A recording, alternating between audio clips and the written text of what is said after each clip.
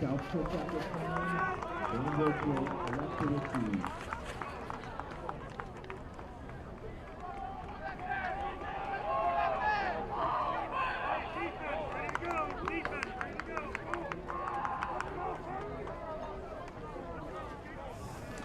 Welcome everyone to South Kitsap High School for our last football broadcast of the season. We're coming to you live right here on SKTV, Wave Digital Cable Channel 205. And we're also streaming this game live in high definition on YouTube. You can find the link of the game by going to the high school district homepage and click on YouTube link, and you can watch the game live in HD TV. How about that? Tonight the Wolves are taking on the Bainbridge High School Spartans. I'm Brian Pickard, and joining me in the booth tonight are two excellent football fans, Troy Larson. Hey, great to be here, Brian. And John Nelson. I agree. Good to be here. Tonight is senior night, and there was a nice presentation prior to the game, recognizing all the seniors and their families. It was a great night, and we're ready for the kickoff. About ready to kick off, and the Wolves are the kickoff, right? An onside kick. It's recovered by the Spartans right off the get-go. And the Spartans will be first down and going from left to right as we're looking at them. They're dressed in their gold pants tonight, white jerseys, and their beautiful blue helmets. The Wolves are in their traditional white pants and their wolf maroon tops. Sorry about that. So let's see what we're going to be looking for if Bainbridge comes out to establish the run right away, Brian, or how they get started. I got to admit, this is my first opportunity to watch Bainbridge in action. Mine is their shotgun formation starting out on about the 47-yard line. Got a run play well stuffed by the Wolves defensive line. Apologize, it's going to take us a little bit to get the numbers, but I'm going to chalk that up to the entire right side of the defensive line for the Wolves, Brian. And a couple of linebackers yes, thrown in there too, I think. So we have some numbers up here. We're going to do the best we can, folks, and so please forgive us. We'll get the names in there when we can and all that, but sit back and watch the game, and if we get too obnoxious, just turn the volume down. 2nd and 10. South looks really strong right over the nose of the ball. Got motion to the left, a quick pitch. Oh, we got a penalty on the play. A haltage of play, and see what's happened. Might have been an illegal procedure by the Spartans, which it was. So we'll kick them back a little bit. And 5 yards, and it just looks like from our viewpoint up here, Brian, the field is beautiful thanks to Kitsap Bank a couple years ago investing in this beautiful turf field. But it looks like we're having some weather roll in. Yep, it's a little bit wet out there, but with this field, I don't think it really makes a whole lot of difference. No, sir. So we're back, and it looks like 2nd and 15, shotgun formation. Low snap, handle the ball, quick pitch out to the 5, but well defended from the Wolves. Picked up about 5, I'd say, I think. So maybe we got 3rd and 6 or so. And there's a flag on the far side of the field. You know, Troy, I was talking to you about earlier broadcast when you weren't here. Phil Nenninger, who's here a lot of time, I believe he's in beautiful Montana right now, but we've. That first game that we broadcast, there were no fans in the stands. We couldn't. And so at least this game, there are, I think, 25% capacity, if I'm not mistaken. I could be wrong. But it's sort of nice to have, particularly on senior night, and the senior parents and their families are here. Well, I think we can all agree that this is awesome to see people having activities out on the field. It's a great opportunity for the high school kids to get a chance to practice their craft. And I'm talking from the band to the cheerleaders to the staff to the football players. And certainly I think it's we don't have a player or a son or a daughter on the field tonight, Brian, but I think we're speaking from a parents. It's a great opportunity for the parents to see their children participate in high school activities. Absolutely. It's so good to have this back and all of that, because I've talked, I think, with you and John about how difficult that would have been for my kid for have my kid playing and not be able to participate in that. So I can only imagine, and it's just wonderful. Did you ever think you'd be broadcasting, let alone watching a high school football game in the middle of March? No, sir, but I am happy to be here. Now that was, I'm not sure what the call was, but it was big, 15 yards. Chop illegal flag, block. So yeah, personal foul. And so we got second down and a half a football field at least. Incomplete pass, wasn't going anywhere. Nice coverage by number 23. Let me see, I think that's Ben Miller for the Wolves out there on the coverage. So was in lock stop with the receiver, and even if that was completed, it wasn't going anywhere. So good play. We got third and 30, I think. So Brian, quick view too of as we're just getting rolling into the game. South Kitsap's I love the posture of all their defensive linemen up front. They're very stiff, ready to go. Love the posture right over the nose, and actually just made a great tackle. Just stuffed him. So, that was number 50, Michael Rogers, on that tackle. He just shot the gap, and that I think the running back had the ball, took a step, and was hit. So love Michael's posture right from the first play of the game. I think he not wasting any time to get wound up. Rylan Bain is, who's been the starting quarterback, is back to receive the punt. He's back about on the 35. He's coming up a little bit. Bainbridge is punting from their own 25-yard line. Good snap, actually. Short kick. And let's see, it might have touched a South player, but I don't think so. The Bainbridge player thinks it did. Yeah, well. Ask him. We're going to wait for the referee's decision here. Looks like. They're celebrating. Bumped off the back of a South Kitsap Wolf, and Bainbridge recovered for their best offensive play of the game so far. But that's it's all right. Good heads up on the person who recovered the football. Number 42 for Bainbridge Island Spartans. Tough break for South Kitsap because they had a nice defensive effort, helped out by a couple of penalties on Bainbridge side. But here they are on the 50-yard line, midfield. Let's just see. South's going to stiffen their neck right back up. Oh, a little reverse play. Quickly stopped by the Wolves. Well played. A lot of players on the defense maintain their positive gaps. So Raymond Rogers looks like on the tackle for the Wolves. Again, I love the disruption in the middle by Michael Rogers, doing a great job and getting some early penetration and interrupting whatever flow Bainbridge is trying to get on the offensive side of the football. You notice, Troy, that, and you see more and more high school teams doing this, they take signals from the sideline to get the play in. And Bainbridge utilizes this on almost every play. Back to pass, another pass. Ooh, nice pass over the middle. Good completion, maybe first down. I think they got it. I think it's about a 10, 11-yard pickup for a first down. They're moving the chains. Yep. Good route by the Bainbridge's right flank receiver, and excellent pass by the Spartans. First down on the 40-yard line on the South Kitsap's 40.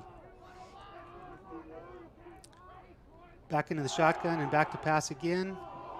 Little flare out to the left. It's going to pick up about 7 yards. Mm-hmm. Hey, folks, one thing, we are sitting on in a little booth on the top of the roof of the high school, and we're about on the 15-yard line. Now, right now, it's great because they're playing right in front of us. But when they go down to the other end of the field, that's when we have the excuse for not knowing what number. Right now, I don't have one of those, so other than we just don't see it. Bainbridge has decided to go under center for this play. Got some motion to the left. Looks like an option play out to the left, and quickly stopped by the Wolves. That was by number 31, Raymond Rogers. Once again, he's picked up several tackles on this. Yep, excellent pursuit, and now we get down to 3rd and 2.5, 3rd and 3 yards on the 31-yard line heading in. So it's going to be a great defensive stop from South after the turnover if we can get a changeover on downs here.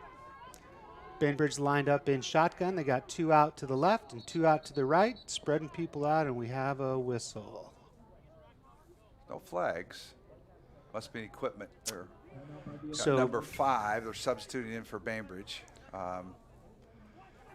You know, it's one. You know, they stress safety so much, which is fantastic. And if the equipment's not right, the refs are going to stop it and get a kid out of there or take care of it so that he can be all right. Ref was on top of that right away. No Showing hesitation. Blitz. Showing blitz. Still have 2 out to the right, 2 out to the left. And back here to they come. pass. Quick pass. Oh! Sorry, microphone. It's almost intercepted. Dropped pass. Number 7, Jacob Nelson was about a half a step away from nothing. He could have run to Bremerton if he would have had a half a step on that one. He jumped that route. He almost had it. Yeah. Almost had it. I actually thought the receiver was going to get it. And luckily, he was distracted enough that got his hand on it and dropped it. So. And Brian Bainbridge is going for it here on 4th down. So it's fourth and a long 2. Again, split out to the right, split out to the left. 2 receivers on both. Shotgun snap. There's the pass. And incomplete. Broken up by number 8 from South Kitsap. I think that's Jaden Armstrong. Came in nice with his right hand, deflected the ball on what was actually a pretty good route and pass. So good job on South Kitsap's D. The ball was on the money, and he just got a hand in there, and it was enough to disrupt it, and incomplete. It's now 1st and 10 on the 31 for the Wolves. All right, our first look at South Kitsap on offense. To turnover, see what they have. They come out in strong set. 2 out to the right. We got 1 out to the left and stacked up in the backfield. Ryland Bain receives the snap.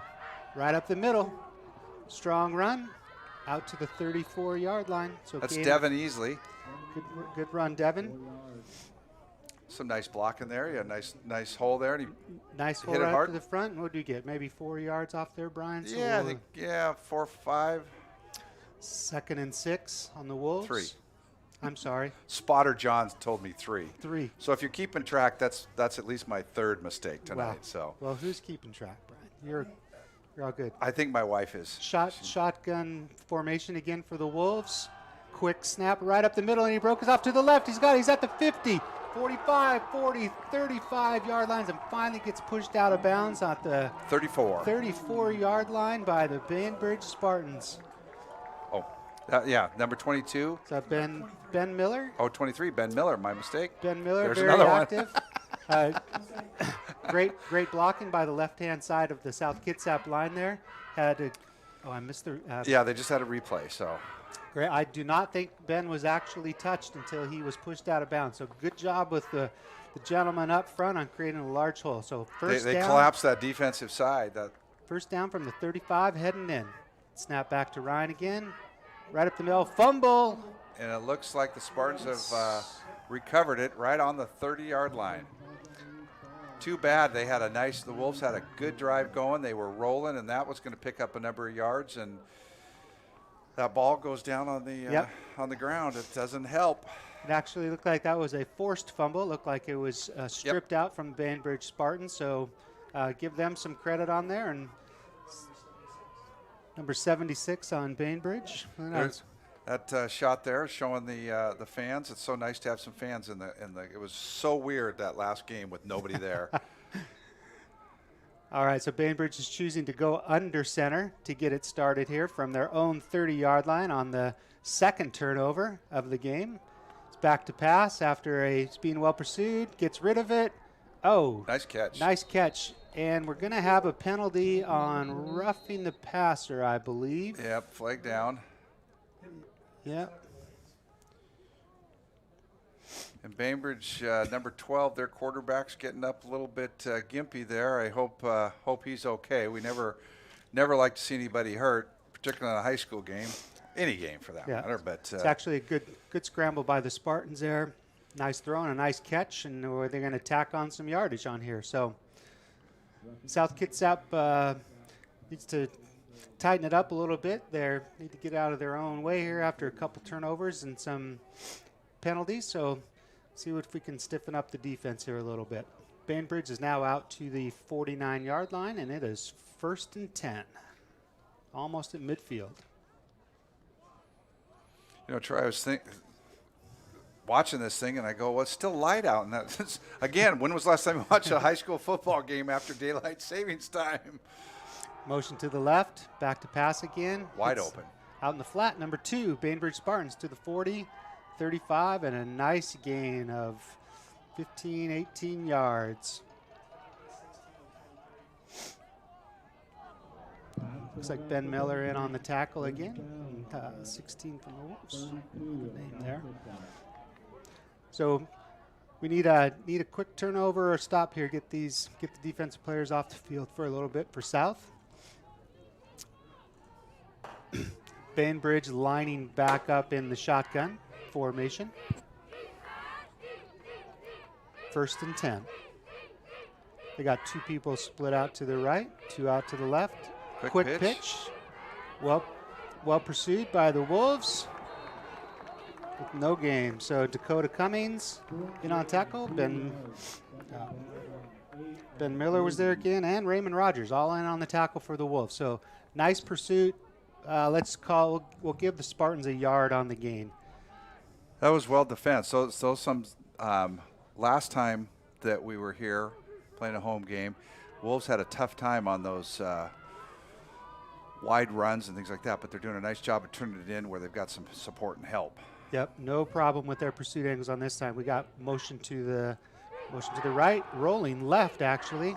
Pass out to the wide receiver and completed to number 14, just past the sticks for a nice pass and a 1st down for the Bainbridge Spartans at the 20 on the Wolves' 21-yard line. That was a nice throw, nice catch. Yep. Got 5 minutes, 5:09 left in the first period here. Pretty much up to this point dominated by time possession-wise by the Spartans, Brian. When the Wolves had the ball, of course, they were driving. They did it, but then fortunately they fumbled the ball and gave it back. So, but we've seen the defense play tough. Got 2 stacked to the right and 2 stacked up high to the left. Shotgun, quick pass. Number 9 for the Spartans to the 10. And corralled down at the 7-yard line. Again, Ben Miller on the tackle for the Wolves.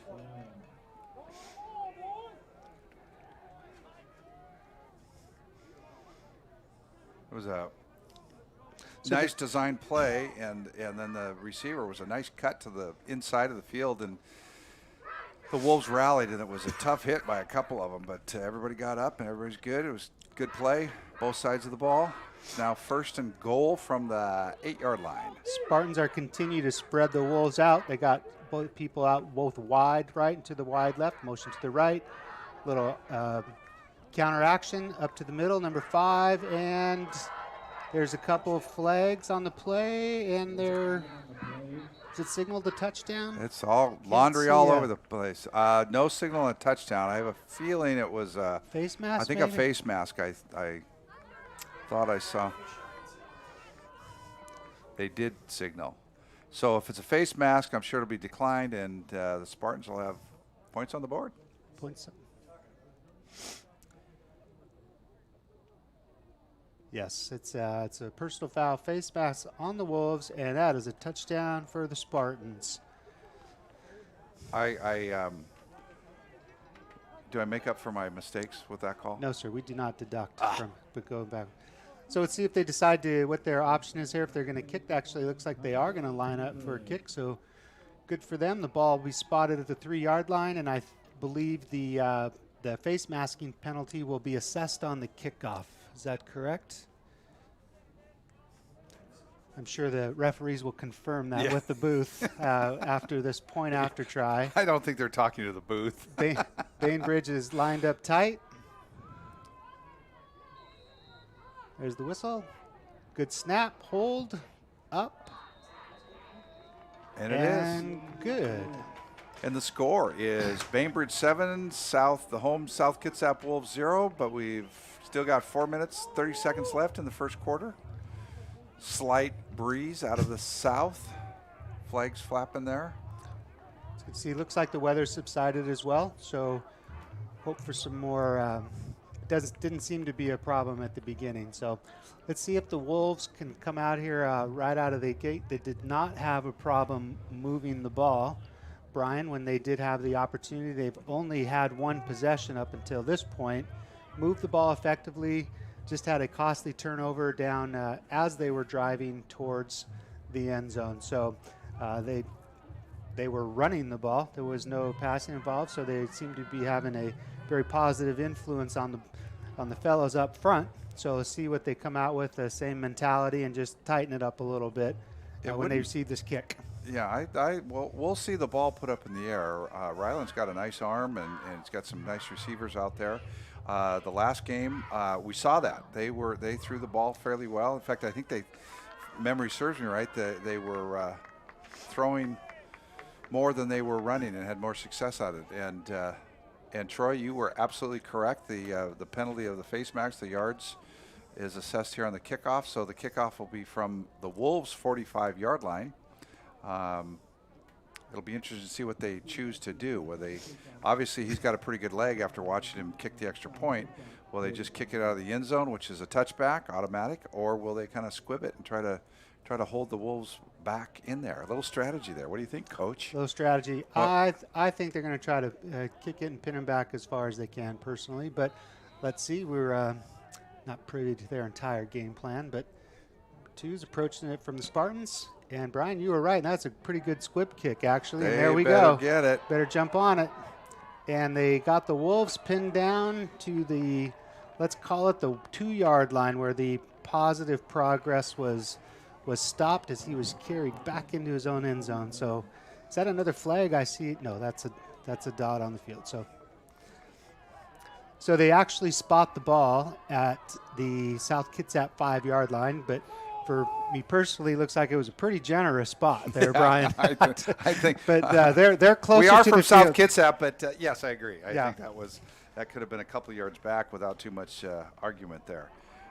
Well, one way or But the hey. other, we're getting started here from the 5-yard line. And same set, got two split out to the right, one to the left, got plenty of power lined up behind Ryland, and get started right away where they left off with the rushing play up Didn't the get middle. much there. Forward progress probably got them back to the line of scrimmage, maybe. Yep, they got to find a way to get out of this hole. There was a 0 gain on that hole, and looks like they're spotting the ball on the exact same line at which it was on first down. So now we're at 2nd and 10. Wolves coming out. Bainbridge is playing 4 up front, playing a classic 4-3 defense. The safeties, Ryland got it wide open. They got an option play to the right. Good play. Gets it out to the 14-yard line. So let's call it an 8-yard gain on a nice option and a good read by Ryland. Nice play. That's what they needed to do. They need to be a little conservative down there and hang on to that ball. I'll bet you see they're running their trap or off tackle play here. Get that first down, keep marching. Yeah, I know it's early in the game. Only first quarter, a lot of football to be played, but this feels like an important play for the Wolves to keep some momentum, get their defense revved back up, but let's turn this into some positive yardage and get some more time off the clock. There we go, hand up off the middle. Oh, nice effort by the running back. It took on the first hit. Not sure if he made full progress.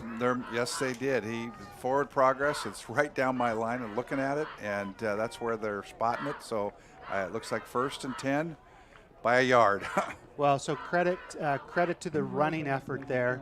Definitely second effort, and was hit at least once or twice. So kudos to hard running and a not give up attitude, which got that first down for the Wolves.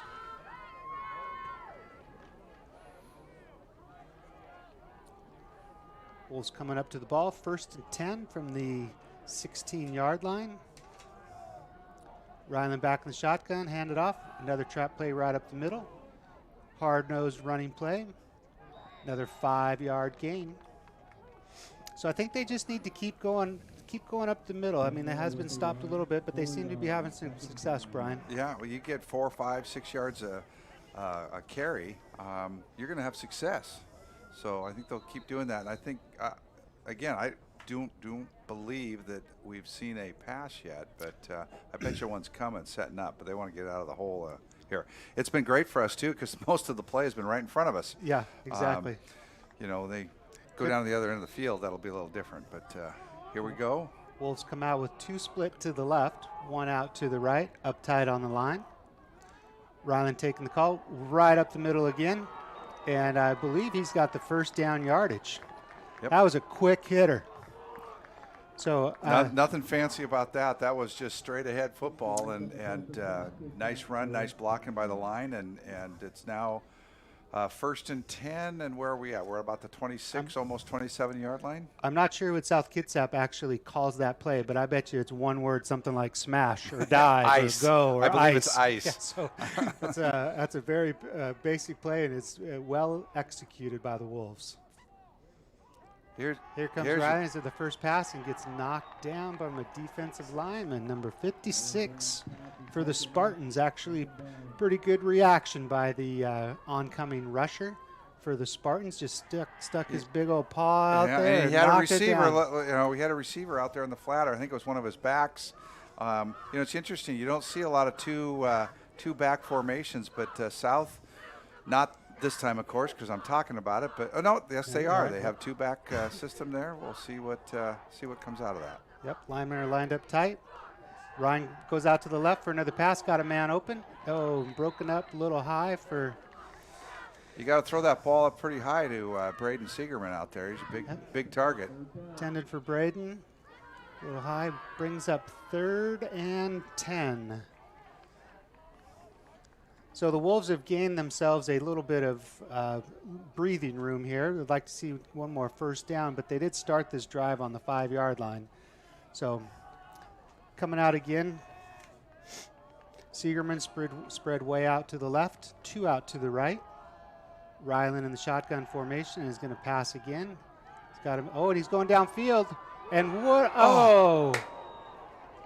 Tough catch. Tough catch. He's shaken up a little bit there. I think maybe the disappointment and a little bit of wind knocked out of him. That's too bad. That was a nice throw and a big effort by number 17, Jacob Nelson. Give him credit for going up high after it, and some good sportsmanship shown by Bainbridge. They came up to him and gave him a pat on the top of the head and said, "Nice effort, kid." And I think anybody that's done any type of activity ever, whether it's in the schoolyard or on the gridiron or anything, knows exactly how Jacob's feeling right now. I think he landed on that football and he's lost a little pressure internally. Now we have, I believe, we don't have it up here listed, but this is number 7. I believe it's Sam Canton punting for the Wolves. He's got a pretty good leg and got some nice hang time. Fair catch called, and that's on about 41, 42. Nice kicks there, Sam. Sam's headed to Gonzaga after he graduates from South Kitsap. He's going there to play a little baseball. All right, Brian, so we got 1:37. Let's set the stage here. Left in the first quarter. Spartans first down on their own 42.5 yard line. Coming out in their classic. I do not believe the Spartans have huddled the entire first quarter. And they've come out with their standard split receivers to the left and to the right, and some general motion to the left. Usually there's motion one direction or another, and this time it puts their receiver number 2 wide open. A couple of hard hits by number 3 and number 8 from the Wolves. That's Ryland Bain and Jaden Armstrong covering and knocking him out of bounds. Pretty good hit. Nice rollout by the Spartans. Quick substitution. First and 10 on the 45. And yet again, no huddle. They take their signals from the sideline. As far as what play, everybody's looking over there, and I wonder how they get the cadence on straight drop back. Nice pressure by the Wolves, and that ball is just smartly thrown away by the Spartans heads up quarterback. Play. Yeah. Yep. Good pressure right up the middle by Michael Rogers again, who is having an extremely good first quarter and very active. But I anticipate him to continue to wear down the Bainbridge middle of the line. He's getting some great penetration. Yeah, those the little swing passes seem to be pretty successful for the Spartans, and as they put people in motion, as they're doing here, motion left, and he runs the flat, little bit of a blitz from the Wolves and caused an inaccurate pass, a hurried pass by the Spartans again. So now we have 3rd and 10 quickly. And we have elapsed a full maybe 8 seconds off the clock in the last few plays. So I guess that's what happens when you have some quick passes that fall incomplete. There's no time run off the clock. So here we sit, 3rd and 10. The Wolves 45-yard line, defending their own end zone. Straight drop back. Again, more pressure by the Wolves, and a little shovel pass to avoid the pass.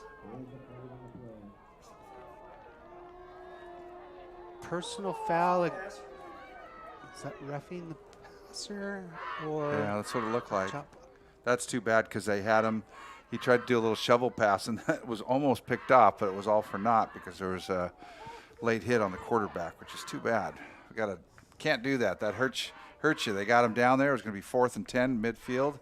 They're going to get the ball back, I'd assume, and now they're going to get a first down. Personal foul. And the Wolves seem like they've been bringing a little more pressure from their corners. They're bringing their opposite side corners on the blitzes on these rollout passes. So the last 3 plays.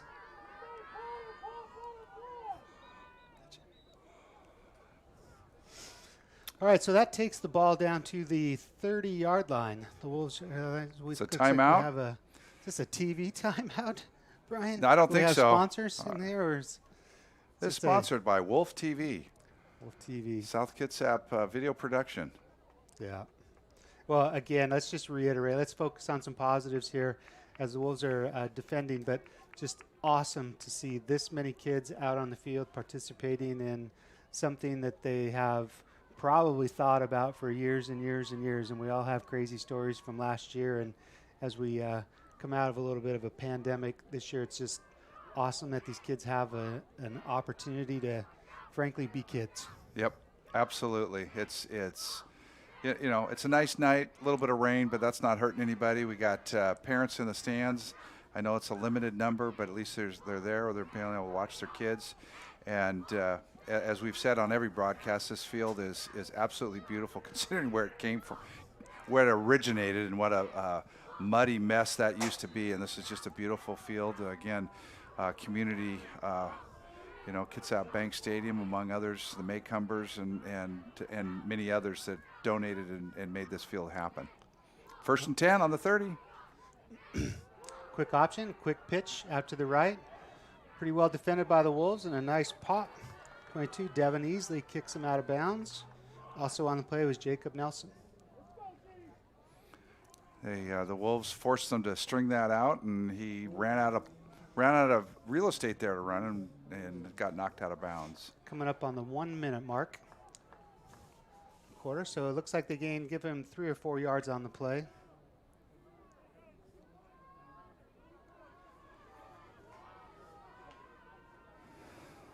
All right, Wolves are showing their base defense. No blitzes at the moment. Drop back to pass, quick pass, thrown deep to the corner, and hits him in the hands, but is a little bit out there and was incomplete pass.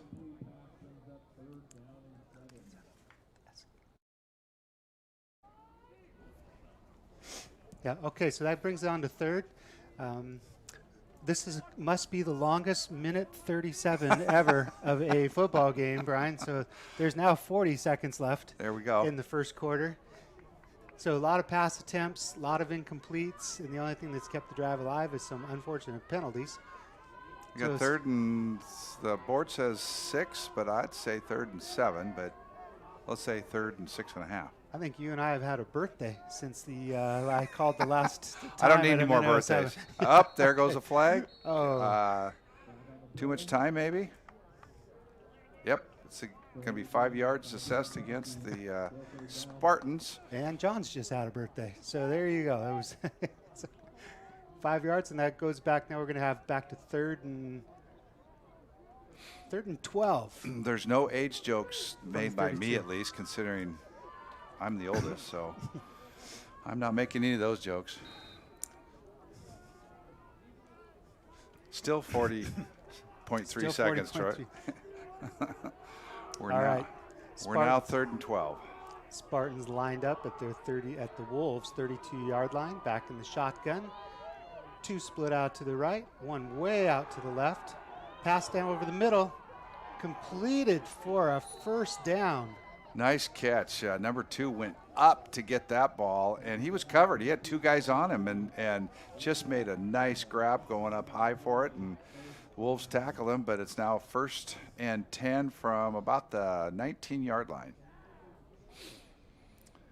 Spartans in their basic set that they're balanced on both sides. 1 back. Quarterback varies. Sometimes he's under center, and sometimes he's in the shotgun. Still have yet to huddle. Must be a... Oh, and we got some encroachment on South Kitsap's defensive line. So that'll be 5 more yards for the Spartans as we continue to try to wind down this first quarter here at Kitsap Bank. We got 1st and 5, Brian, going in at the Wolves' 19-yard line. You know, we should note that it's Kitsap Bank Stadium at Ed Fisher Field. Correct. Thank you for that. Named after longtime head football coach Ed Fisher. It's a quick spin and a little quick pitch. He's not going anywhere. Right. Nice pursuit from the other side by number 58. Yep, and Michael 50. Rogers. Michael 50, Rogers 50. from the middle. Great pursuit, hustling to get out there. And that is your first quarter, Troy. Hey, so the first quarter is in the books, and we have the Bainbridge Spartans 7 and the South Kitsap Wolves 0. So, Brian, you know, you had mentioned a couple times during the broadcast at this point on how important the community is here in the Port Orchard area, Kitsap in general. And I got to tell you, it was great the last few days, and I really noticed it today. And I was trying to support some proprietors in downtown Port Orchard today, and it was so great to see all the South Kitsap Wolf flags out and about. And you can see them. I think there was maybe 40 of them downtown. I see them while I'm driving around Port Orchard. It's I noticed that super, the other day. In fact, it was lunch with you and a couple of our friends, and yes. I came driving out down through Main Street down there, Bay Street, and yeah, flags at every establishment. It just was really neat. It makes you feel good, community connections there and support. So and they're not just supporting the football team. They're supporting South Kitsap schools and the high school and the kids, and it really is a neat thing. And I'm sure if you're interested in getting one of those, that I'm not 100% sure, but you can contact the high school. I'm sure it would have information. High school, I believe. Last I knew, it was the Booster Club. Gotcha. For the football team that were selling those, and really pretty reasonable price. I think they were around $40 plus or minus, a little bit there. But you can show your wolf spirit and support. Yeah, I've seen them on several residences as well, so you don't have to own a business to display one of them proudly. So we got 2nd and 5 on the, what are we at, 15-yard line? 14? Back to pass. Got him out in the corner. Oh, and off the hands. Incomplete. Well covered by, is that Jaden or Dakota? That is Jaden, number 8. Number 8, thank you. That was Jaden Armstrong out there on the coverage. Appreciate that. And also, Brian, as we're getting some great support from some students tonight on some replays up in the booth, set up all the communications. It's a great class and a great learning experience up here at the high school. Yeah, it's amazing, and we're up here fumbling around, doing our best. We're volunteers. We do this because we love football. We love supporting the kids and things. So There's got good pressure. Another flick at the last minute to avoid a sack. It's completed. Some nifty running. He's going to score. He's going to score a touchdown. That's unfortunate. They had good pressure on the Spartan quarterback. Nice heads-up play by him to offload the ball and to number 5 to the Bainbridge Spartans, and that is 6 points for the Spartans. That was, I thought they had On a him. broken play. I thought they had the quarterback sacked, and he did a little shovel pass, and number 5 did the rest. He did some nifty running there to get into the end zone. I think he traversed the entire field on that from the time he caught the shovel pass on the. The stat sheet will say a 14-yard pass, but I think he ran about 45. For sure. Bainbridge Spartans lining up for their extra point. Got the snap. We got a flag on the play. Kick is up and good, but I think it was the whistle stop play there.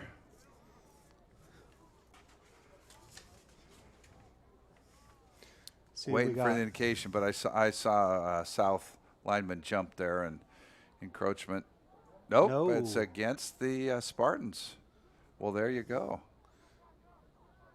So it looks like they'll move the ball back and see if they change their operation at all, or will continue to kick the ball.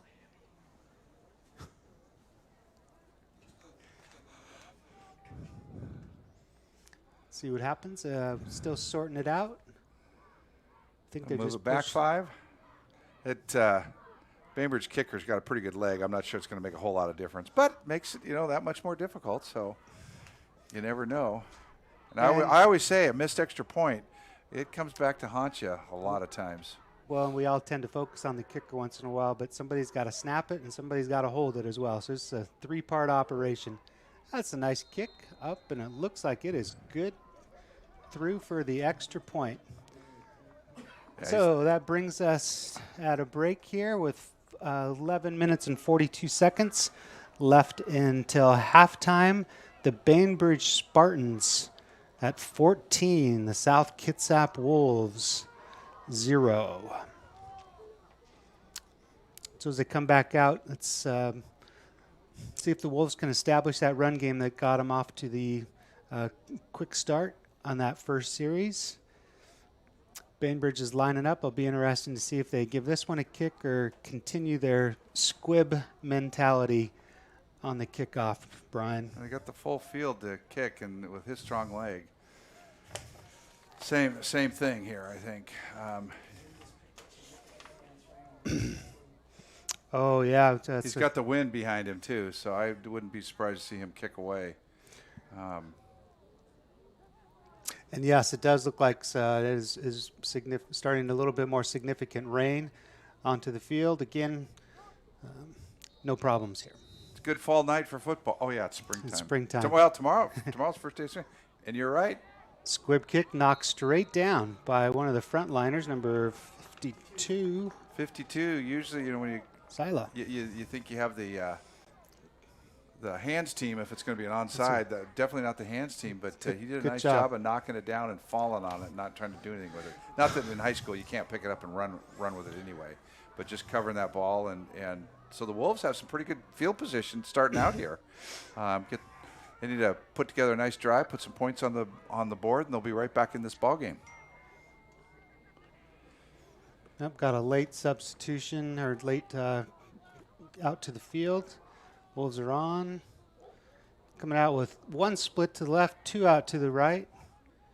Ryland's back in, hand up right up the middle, and he's Spartans, going nowhere. Spartans have that one snuffed out. Lost yardage on the play. Looks like we're going to have 2nd and 11. And the South Kitsap Wolves ball is placed almost in the middle of the field at the 45. So plenty of room on no traditional short side to run to, although they do have 2 split out to the shorter side of the field. Quick snip back to Ryan, got a quick option play, quick pitch, and it's snuffed out by the Bainbridge Spartans yet again. So Devin did a nice job of hanging on that ball when it was pitched to him. It kind of was fumbling around in there, and he just sucked it into his gut and hung on, and that could have been disastrous. So it's good that he hung on to it. And what do we got? We got about 3rd and 13. 3rd and 13. Ball is now back to the 44-yard line. You know, the 42-yard offense, line. that first drive that unfortunately ended in a fumble by the Wolves, they were driving pretty, down the field and looking like they were going to answer with a score of their own and lost the ball. But now it's that run's not, Bainbridge has kind of figured that out, I think, and made an adjustment. Bainbridge still has their 4 strong up front. A couple middle linebackers covering all the corners up at. Ryan's back to pass. Over the middle, nice pass. Excellent catch. Nice and little run. move, and he keeps on going. That's Third a effort. First down for the Wolves. That was number 19. Ashton. Nice catch, Ashton. Excellent pass by Ryan and very good protection by the Wolves. Yeah, he had lots of time to pass. He had time to kind of look around and pick his receivers there. So that was nice protection by that front line. It's always quarterback's best friend when that offensive line is doing their thing. Good route and excellent effort after catching the ball. Gained 7-8 yards after the catch. Yep. Oh, low snap. Good pickup by Ryan. Just has to eat it and try to keep whatever positive yards he can on there. So just a bad snap, but we're going to reset, and we got second and 12. Ball is on the 37 of the Wolves. They're moving in. So it's good to see him on the positive side of the field here, Brian. The Wolves have only been here one other time so far in the first half. So standard offensive set. 1 left, 2 right. Couple in the backfield with him. Good snap to Ryan. Looks like it's a screenplay. Oh, well nice. designed. Well read by the linebacker. Well read by the linebacker. So nicely executed. They just the defense was right there, but nice catch, and then run. I like Picked to up see a couple. Yep. Actually enjoyed. That was a good play call. I thought it was. They had the front line of Bainbridge fooled. Nice play by Ryan to just lob it over their heads, but just well defended by the Spartans. Got 3rd and 10. Ball's on the 37. Snap to Ryan. He's rolling to the right, looking for somebody. Still rolling, running out of room. Throws it. It's intercepted by Bainbridge, by the Spartans, number 28 at the, let's call it the 28-yard line. There's a penalty on the play. I saw there's a flag on the far side, so we're going to have to see what this is all about. The refs are convening at midfield. Little discussion. They want to get it right for the kids. Ineligible man downfield on the Wolves. So I'm going to make a wild guess and say that Bainbridge is going to decline this one. Yep, that will be declined, and it will be Spartans football on the 31? Yep. On their own 31-yard line. For those of you familiar to the area, they are going to the direction towards Bainbridge. So they are going right to left from our booth up here. I believe they're heading north. Heading north. That was too bad. That was a nice play. Nice ball by Ryland, but threw it kind of in a crowd there and got picked off. The Spartans back to pass, going for a deep play, and this is going to be a return favor. Interception by Jacob Nelson. Went up high to grab the ball at the high point. Nice play, Jacob. That was, he read that one all along and went up, like you said, he went up high to catch that ball and came down with it. Here we got a replay right here, thanks down below. So rolling to the right, but watch out where he gets us at the high point. Good lesson for everybody. Jumped up and got that ball at the highest point that he possibly could. He doesn't go up and get that. The Bainbridge receiver was right there behind him. So kind of used a little basketball boxing out, went up high, got the ball, and Wolves are back in business. Good athletic play by Jacob. It's awesome. Quick turnover. We're about the 43-yard line. Now we're going south. Oh. So we are. That's Ryland. Thank you.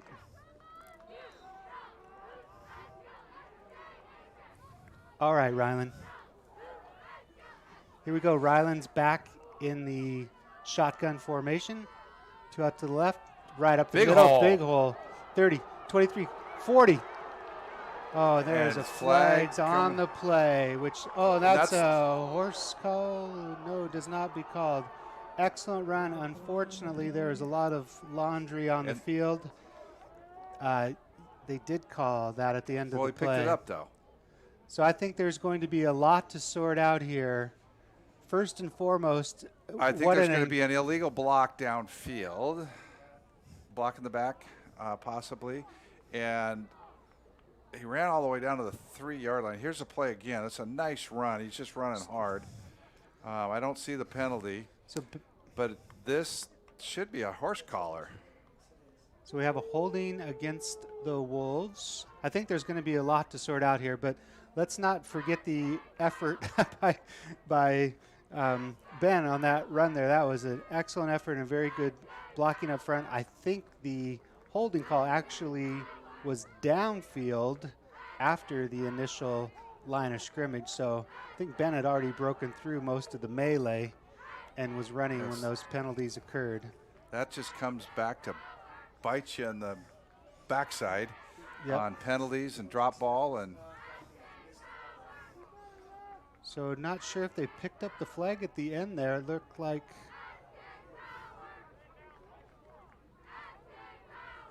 so let's see what they sort out here. Looks like we're just going backwards. Maybe it will be assessed 10 yards after this.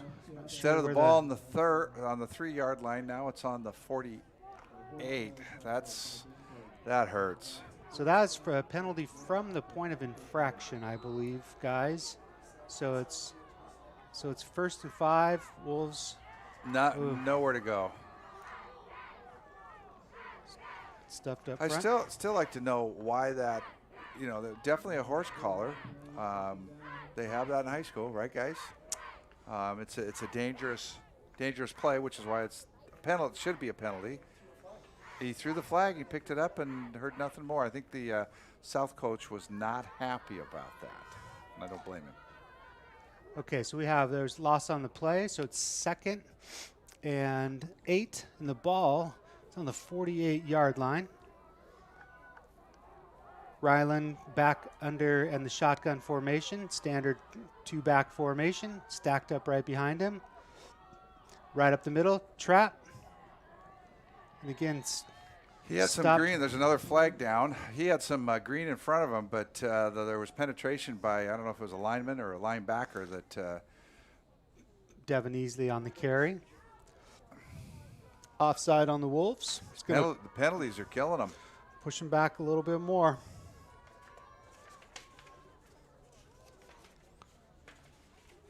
We've got 7:23 left in the second quarter.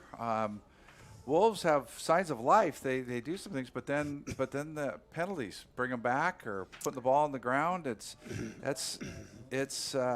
difficult. Yeah, Bainbridge declined that penalty, which puts them at 3rd and a long 9. Yep.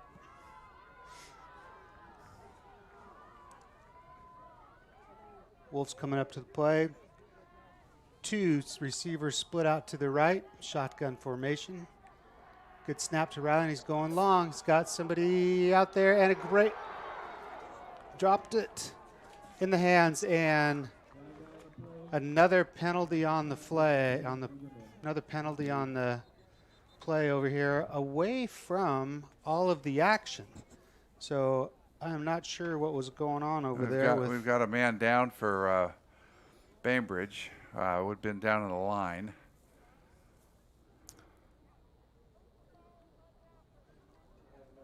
So it's personal foul against Both South ways. and personal foul against Bainbridge.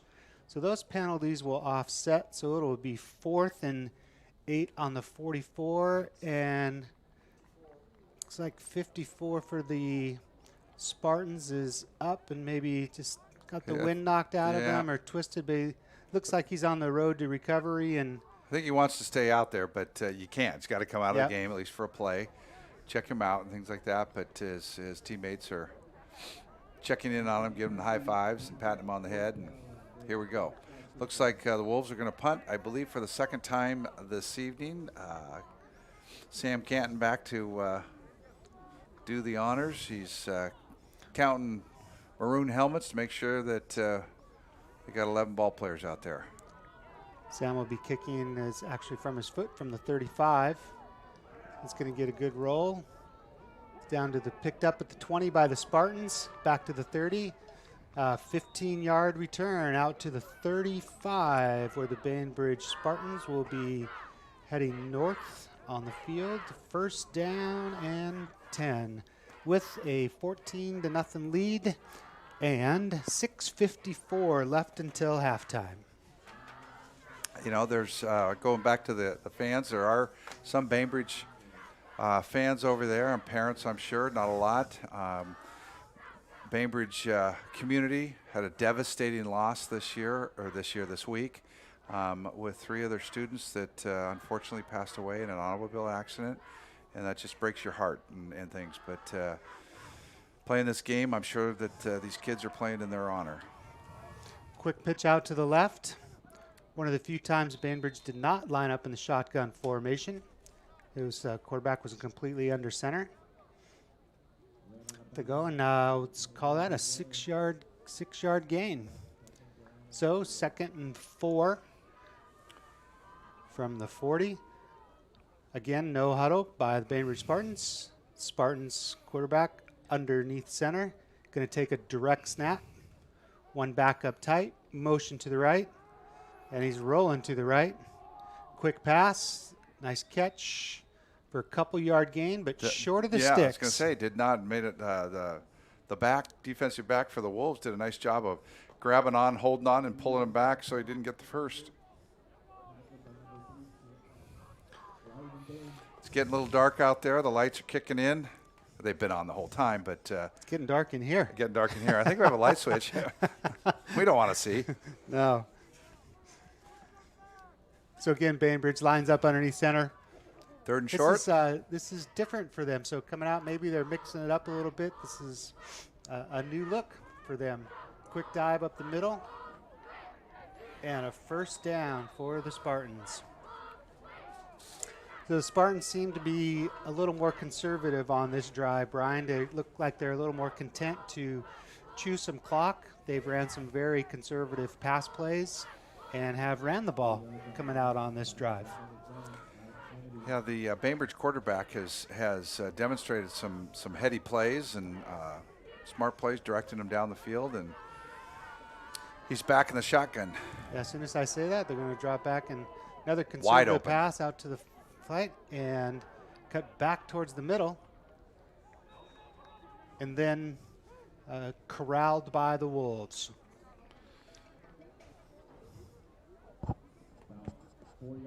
Got a shout out there to our third guy in the booth, John Nelson. He found the light switch, which is on the far other side of this booth, this three-room booth. I think he went downtown to turn the lights on in here. That's good job, John. Appreciate you. Appreciate the effort. Did they have any cookies over there? Ah, dang it. Spartans back in the shotgun. Deep ass back pedal back. Oh, picked off. Picked off by Ben. We call him Ben's name out there, though. That was deflected off of number 22 for the Wolves, and his teammate, Big Ben, caught it, returned it to the 52-yard line. So I think that 48. I think that went off the hands of the Spartans receiver, off the hands of Devin, into the hands of Ben Miller. I think they practiced it. Yeah. The old tip drill. So much for my comments about Bainbridge being a little more conservative on this drive, but just speaking to what we see. That's all, Brian. Yep. All right.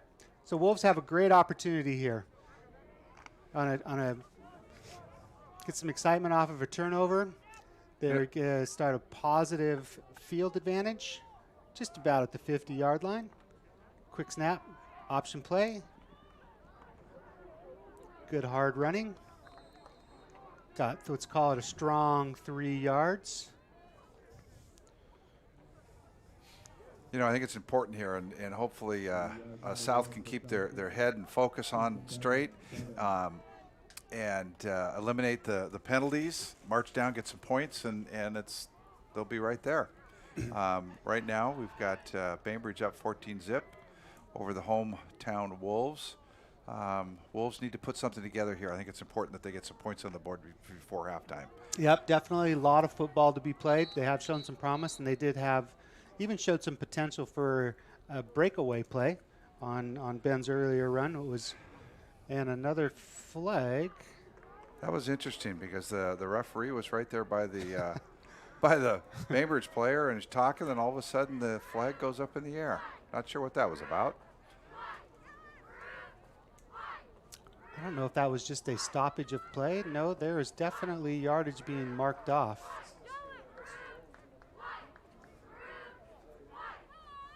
It's equipment because the player did leave the field. That could, well, but they wouldn't throw a flag on if he was had a cut or something.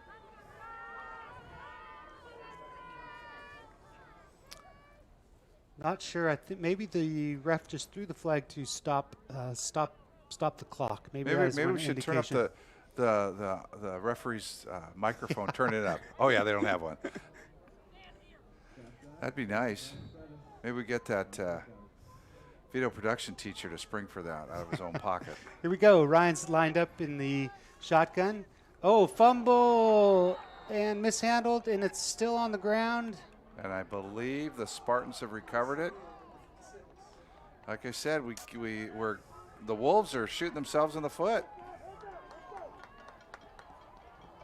Well, another turnover by the Wolves, unfortunately, it looks like.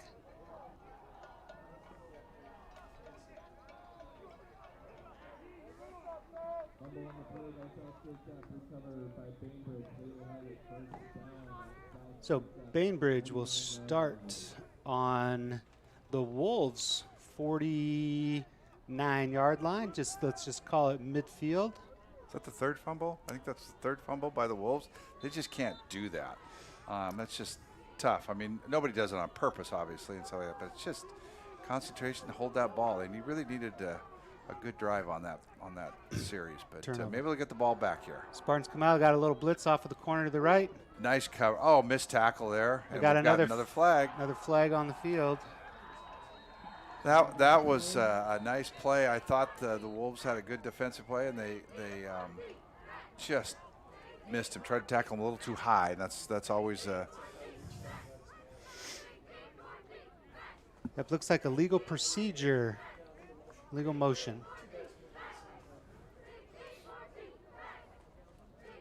Called by the ref that was furthest away from most of the action, so it had to be something pre-snap or during snap. Well, and sorted out by our expert spotter, John Nelson. If I say his name a couple more times, then he's buying the ice cream after this game. Yeah, with the money we're paying him to do this. So it looks like back to the 45-yard line, to the Spartans' own 45. Clock ticking. We're going to have 1st and 15. The clock has begun. Spartans again refusing to huddle, getting the signals from the sidelines.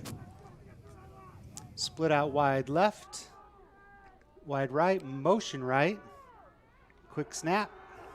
And a blitz package coming in, and we've picked off another interception. You know, number one, I don't know how that quarterback got the ball off, because he was in the grass going down. All of a sudden, the ball comes out of there, but a Wolf stepped in front, picked it off, and it's Wolves' ball. Here's the replay. Great right here. pressure. How's he get that away? Threw it Look off. at that. We got the number of the interception. Sorry, I missed it. But looks like number 40. 50, number Michael 40. Rogers. Nope, number 40 got it. Number 40 got it. And we don't have a name on number 40. But fantastic. But it was a nice pick. And, we're trading turnovers here. Fumble, interceptions, back and forth. Somebody's going to hang on to the ball here and have a sustained drive. And my money's on the Wolves right here. The Wolves were short a player. Got it all sorted out. And I think the Wolves are taking a timeout because that was just taking too long, and they were going to be backed up by 5. and they don't need to do that. So, Nope. good, wise decision there by Coach Erickson to take a timeout, get his troops together, and give them a little encouragement, some direction, and hopefully. Yep, it's good, and you're right. They have 4 minutes to turn this into a very positive first half. They're only down 14 points. They have shown at times explosion, Brian. So their ability to score quick, I do not have, less confidence in. They've displayed that they could rattle off some points quickly. They just haven't been able to hang on to the ball or get it into the end zone. So Yep, and they've thrown in some penalties, so it's not perfect football. And if they can correct those, I think they'll be right back in the game. Mm-hmm. So all right, Ryland's back in shotgun, standard south formation. What do you think? I'm going with a pass. I think we're going to run it right up the middle again. No option out to Ryland. Good call. Pitch to the right. Good run. Hang on. Tuck that ball away, young man. Positive yardage, maybe out to the gain of, let's call it 5, Brian, on a nice option by Ryland. Maybe 6. These are new glasses I'm wearing, so I'm a little bit off. That's a setup, Troy, but I'm just going to leave that one alone. It was second and 4. Supported by the truck down below that was a 6-yard gain. 2nd and 4 from the 40-yard line. Ryland, quick trap up the middle. Nice play. Way to wrap Close up that to the ball. first down. I think they're going to get a forward motion. They're right there on the – it's going to be close. I think he's yep, they're moving the chains. moving They the got it. chains. That's what the Wolves need to do, and keep the mistakes to a minimum or not at all. Keep moving the ball, punch it in, and it'll make a whole lot of difference at halftime. So Make the coaches happy. So Brian, it seems like there's a lot of room off to the South Kitsap to the Wolves left to the wide side of the field. They got a couple extra blockers out there. See what they choose to do. Straight right, a huge hole. Oh, what was the And another penalty flag? Illegal procedure. So legal procedure by the Wolves. That'll kick them back 5 yards. So, Troy, I know that this is your first game announcing here in This the year. first Yeah. this year. Yes, of course, sir. there has only been a couple, and you've done some in the past and things, but you're getting great praise by my wife. She just sent me a text and said you were doing great. Yeah, well, and it's, she was asking if John was there. Yes, John is here, and he's just choosing to be quiet. the card's in the mail. Which is not It's nice normal. to have family out there. Yeah, it is. Would you ask your wife to Give text you you and tell me I'm doing a good job? So run off the right side, good hard running, almost back to the original line of scrimmage. So I love to watch on the last few drives here. Seems like South runners have been taking much better care of the football, wrapping it up. I can see 2 hands on there. I'm assuming they got a little coaching on the sidelines. Brian. Squeeze the football. Yes, sir. So we've got, what do we got? 2nd and about 12. And Ball's setting on up the here. 38. I'm calling pass play here. See what they Bainbridge do. 4 up front. Right up the middle, huge hole. Almost down to the 31-yard line. You know, he hits that hole in that line with a head of steam. He's running hard. So it's an interesting call here for the Wolves. There's approximately 2 minutes left. Well, this is the 2 minutes until halftime. And what a huge difference it'll make to the kids' attitude, I'm sure, to go in with some positive momentum into halftime. So let's watch the Wolves punch it in here as we wind down the second quarter. The truck or the booth down below, if you could let us know who number 28 is, because he's running hard. We don't have a name for number 28. And he's in there fighting again for every inch, every yard. Nice play by the Spartans. Ooh, he's a little bit plugged up the testy middle. there.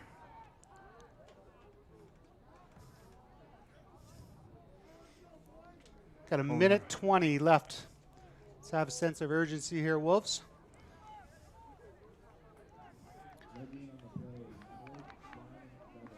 Wolves still going in, coming out, split out wide to the left. Absolutely. Two receivers out I to the think right. this is a great call to go for it. They need to get this, and Ryan's back, has plenty of time to look, all kinds of time. Pass over the middle, wide open. Nice catch. It's to the 20, goes out wide. Makes a tackle or miss. About the 17-yard line. Nice throw, Rylan. And what number was that catch? Was that 20? 22? Anyway, either way, great. And here it is again. He's got nice lot about of time, and the receiver gets open. It's number 8, Jaden Armstrong. Nice catch and run, young man. And it was a clean play. No laundry on the field. No, yeah. It's fantastic. That's what we should be cheering about for sure. Trap up the middle. Running hard again to the 10. Taking on several Spartan defenders. Still going, pushing. Excellent, excellent. You know, I love that. He gets Saves hit, my and he effort. picks up another 8 to 10 yards because his legs just kept on pumping. Give that guy lots of kudos. He's hands on his knees. He's tired. He's working hard. Nice run, young man. Yes. Again, I wish I could call out your name, number 28, but on our sheet we don't have anyone listed as 28.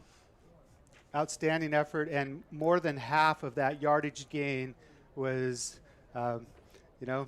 yards after contact. So just huge praise for the Wolves. They got something going here, Brian. We're down to the I said we. Holy smokes. The Wolves. I do not play anymore. The South Kitsap Wolves are on the 5-yard line. Heading in, we have 29 seconds before we hit the half. And what a huge boost to the Wolves. If we can punch one in here and go in at 14-7 at half or 14-6, whatever it may be, or depending on what they choose to do. It just goes to show you eliminate the mistakes. Thank you. We just got a name for number 28. I'm impressed with him.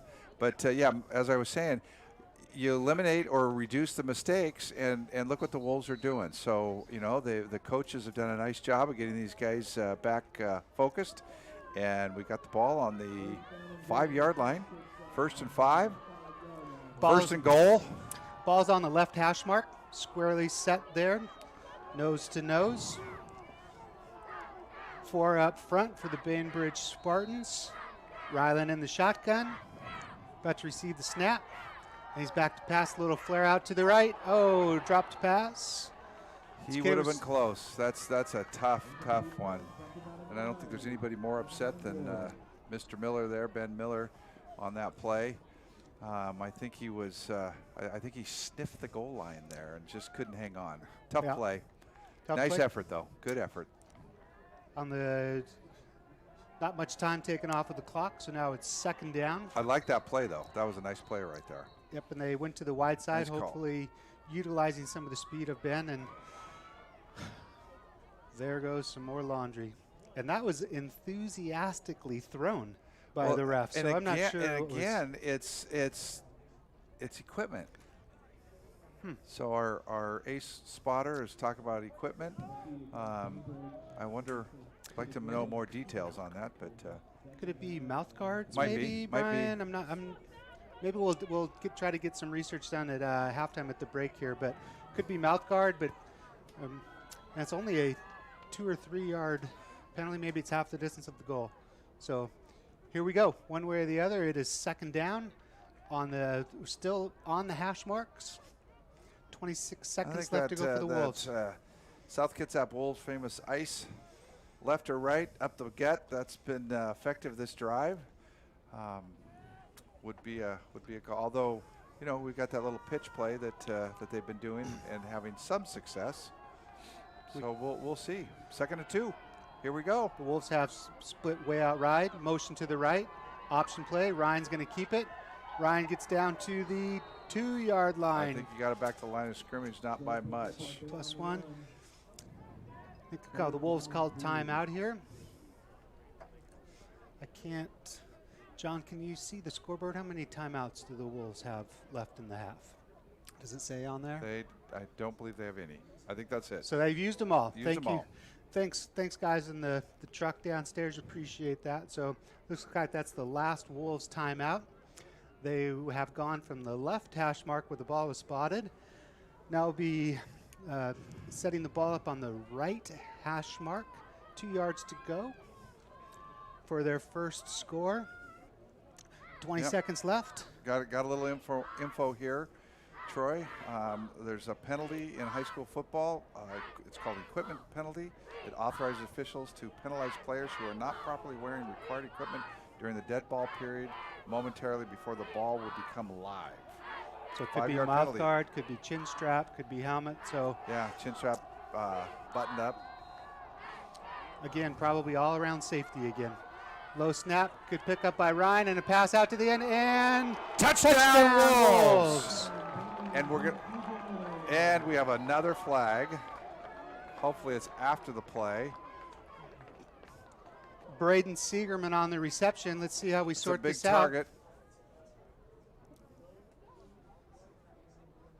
The refs are discussing. Wolves are lining up like it's not showing any emotion one way or the other at this point. Here comes the call from the official. Touchdown Wolves. So it must have been defensive pass interference, maybe. So no penalty. All the flags are up. So touchdown Wolves with 15 seconds left in the first half, and it looks like they are lining up for a traditional PAT here, Brian. I had there we go. I was just going to say I had good inside scoop that the cannon was back. It was gone last week. ROTC has a cannon. I don't believe they shoot anything out of the cannon, but anytime they score, if they do, we're in trouble because I think it's aimed right at us, which might be they just might have something there. If all of a sudden this booth up here starts falling apart, then we know they're shooting things at us. But no, the ROTC has a nice cannon, and so I'm not sure what they back. This must have been a penalty called after the touchdown occurred. So I believe there was some sort of personal foul on the Wolves after the fully completion of the touchdown and called, which they are assessing on the point after. The Wolves are still going after their traditional PAT. The ball will be spotted at the 25-yard line. Here comes the snap and the hold. And the kick is going to be just short. Just? It's not going to make it to in there. Quite make it. So we got 15 seconds left in the first half. The Wolves are finally on the board. The Bainbridge Spartans 14, South Kitsap Wolves 6. We got 15.6 seconds left in this first half of football, and it'll be interesting to see because every kickoff the Wolves had last home game, they scribbed it, and they started the game that way. So we'll see if they continue to do that. Some strategy there, I'm sure. Well, with only 15 seconds left, I think we're going to have an opportunity to maybe get the kickoff, and depending on what Bainbridge wants to do, my gut tells me they're probably going to take a knee and run into halftime and enjoy their first half success. Also, we'd like to recognize two SK Video seniors that are on the broadcast crew tonight, Caden Powell and Sierra Tuckness, two seniors that have just done a great job, commitment. They're here tonight on their own time, working the cameras or the board down there, and great kids. I've met them, and they do a great job. And super impressive on when you get to see before we walk up here tonight on all the equipment that they get to enjoy, and their expertise and their dedication to their craft while they're in high school. So very much appreciated.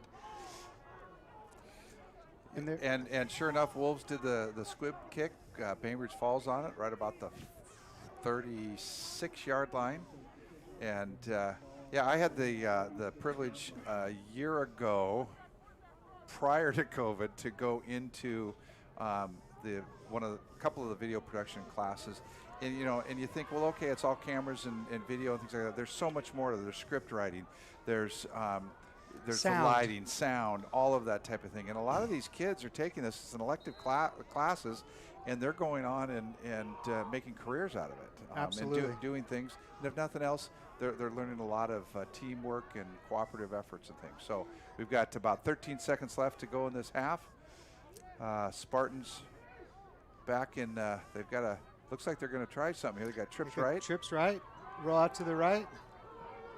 Short pass, maybe a bit of a lateral. Nope. He's just going to take the ball, and that might take. No, there's still 12 seconds left. But and back to the classroom and the production and the video and the sound. Also, great life lessons on troubleshooting. Yeah. As we know that not all of this comes off from our end. It's fantastic, but tons of work goes into this prior to and sometimes even during the game. So well, I knew all that of those are great life skills. We knew that they had technical difficulties on broadcasting the senior night in recognition of the seniors, and they felt really bad. But I know they were working their tails off to try to get that on, and I don't think it worked. But again, that's life, and they have to work together on that. It's a tremendous program that's been set up, and the kids have the opportunity to be involved with.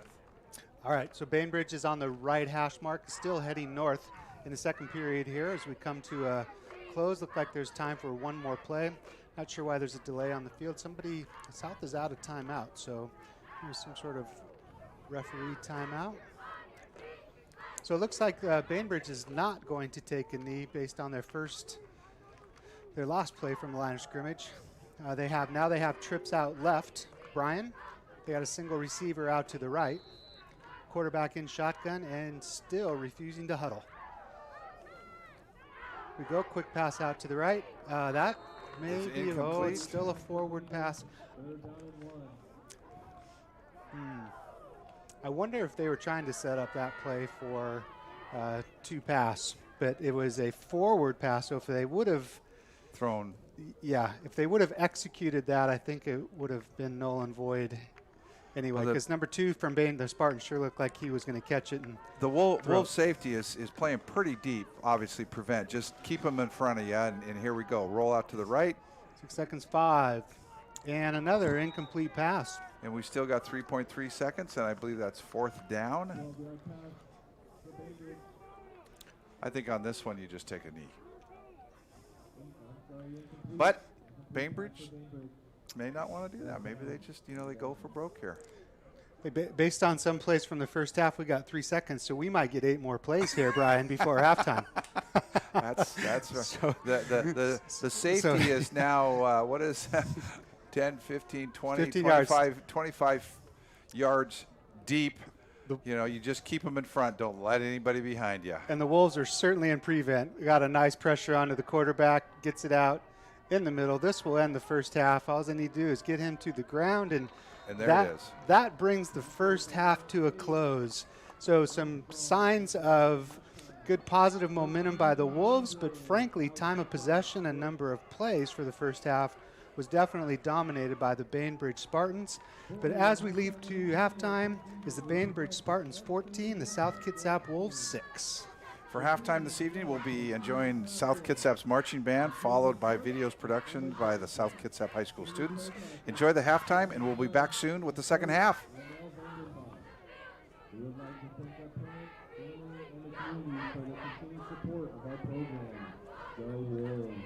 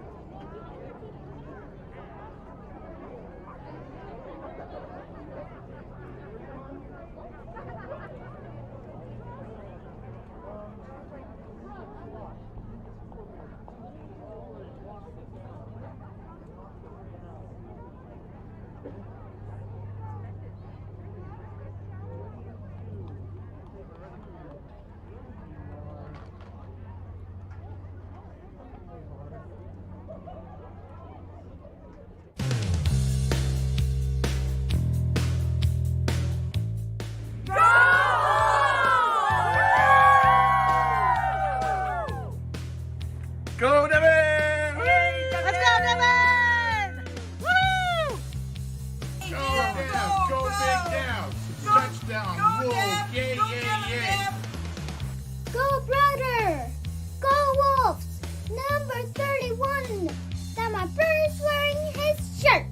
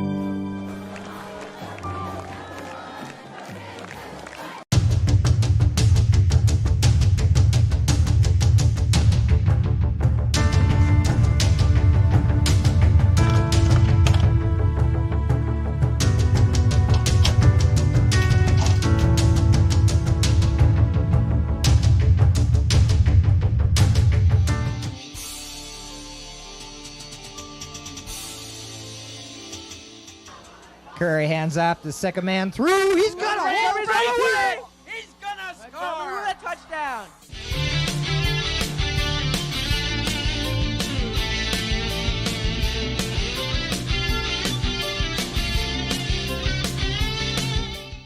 Room to breathe with as the pitch is given to number 36, Brandon Smith. And he runs a little bit farther east and west than north and south, which a lot of coaches don't like. They want you to turn upfield. Doesn't get much on the play.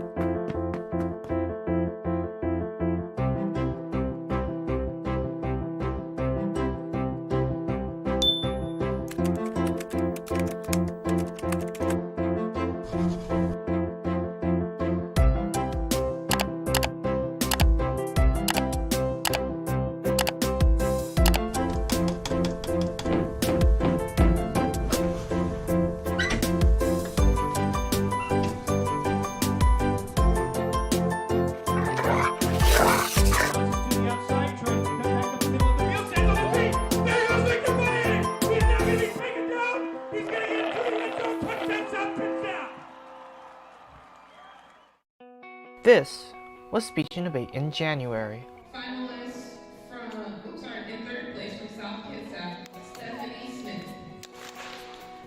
And this is them now. Hello. Hello! Like most of the world, Speech and Debate was severely affected by the COVID-19 pandemic. As COVID cases continued to rise from the start of last year, Speech and Debate was also forced to cancel their statewide competition, of which 4 students from South Kitsap were forced to sit out. However, despite that setback, schools across Washington were determined to foster a sense of normalcy and allow teams to come back and compete, even if it's behind a screen.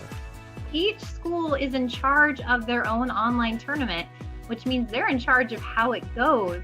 And much like you guys are at school, sometimes you have to go to Pear Deck, sometimes you have to go to Skyward, sometimes you have to go to Google Classroom. It's the same with our tournaments. Sometimes you have to go to a place called Cascade Commons. Sometimes you have to go to a place that's NASD. Sometimes you have to go to Tab Room. So yes, that part's confusing because sometimes it's live speech. That's how we are now. We get together and we do debate and speech. Other times you have to record your video and then you've got to go fill out a form and then you got to do your URL over here. And so yeah. Many solutions have sprung up to supplement the vast needs of virtual speech and debate tournaments.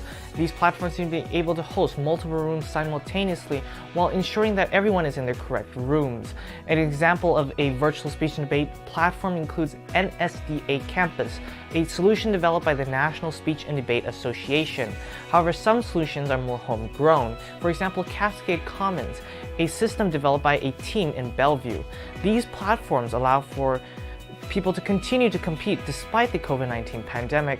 However, the consensus on these platforms is that there is still much more work to be done. I think the virtual tournament system has been pretty hit or miss. We've only done 3 tournaments so far, and the first one was extremely different from the second one, and I think it allows for students to kind of critique themselves more, but it also allows for more freedom, I guess, because you don't have, it's not just one take and then you're done, but you can take several takes and you get to kind of experience that from the speech side at least. Despite this, members still appreciate the opportunity to be able to continue competing, albeit reminiscing of an in-person culture, the time pre-COVID-19. The thing that I miss the most is the culture of the tournaments, because like I made a lot of friends at like Gig Harbor and other schools, and that I never got to see them besides going to the tournaments, and it was always fun to see long distance friendships, I guess, during the tournaments and eating food and just talking to other people that you don't talk to on a regular basis and get new ideas and new culture aspects. Even despite the complications that come with virtual tournaments, the speech and debate team still actively encourages new members to come and check it out.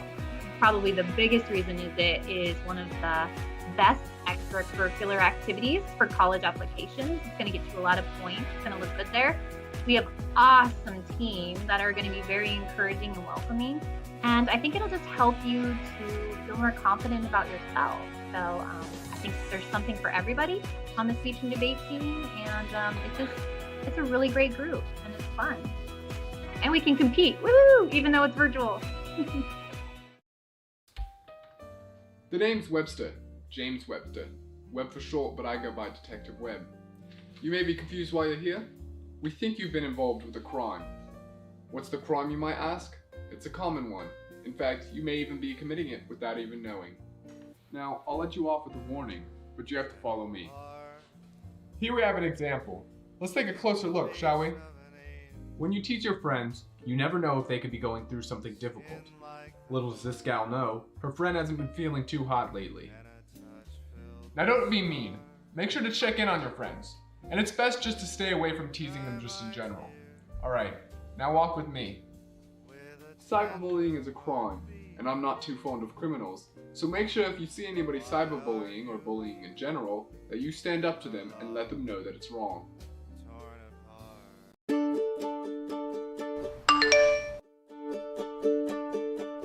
We consume news everywhere.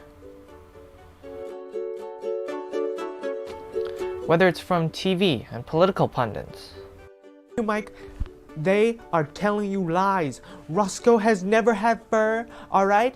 If you look on the internet, alright? Social media like Instagram and Twitter. But how do we know if the news that we consume is true? It's important to do your research. Use sources like Snopes and PolitiFact that are dedicated to finding the truth. Verify with experts. Or even talk to primary sources. Hey Roscoe, I just wanted to ask, you do have fur, right? Because truth is power.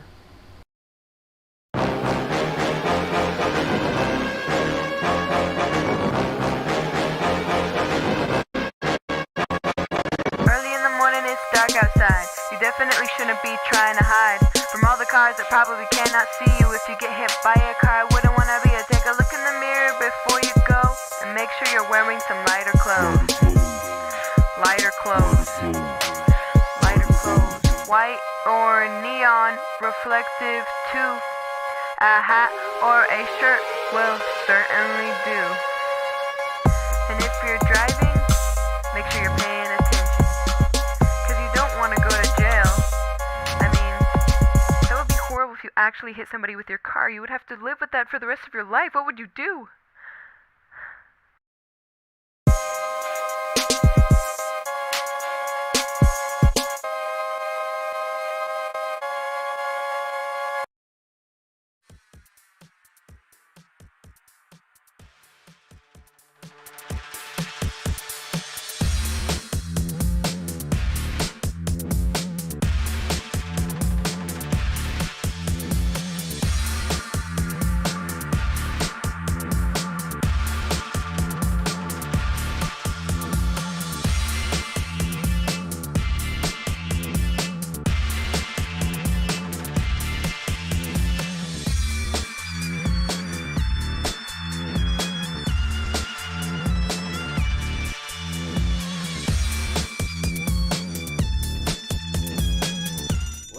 Are you crazy? There's a fire!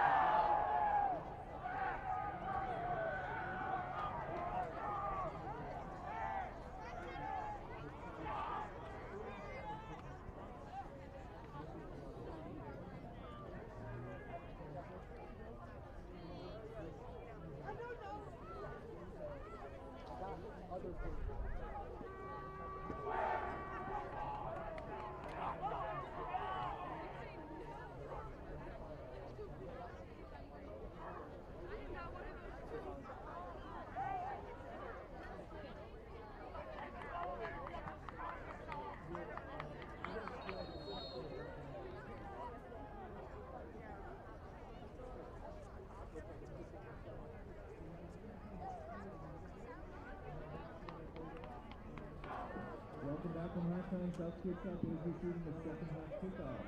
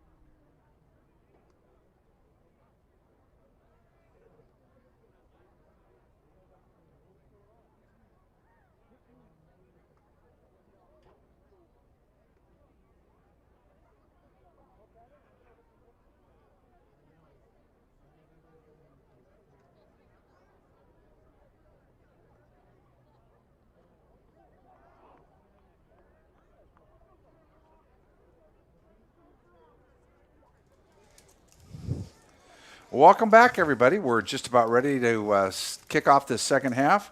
And I'm Brian Pickard, announcing along with Troy Larson. We have our ace spotter reporter, John Nelson, here. He's laughing at me, shaking his head. But he is ace. He has added so much to our efforts here to give you this game and everything, and you can pay me later.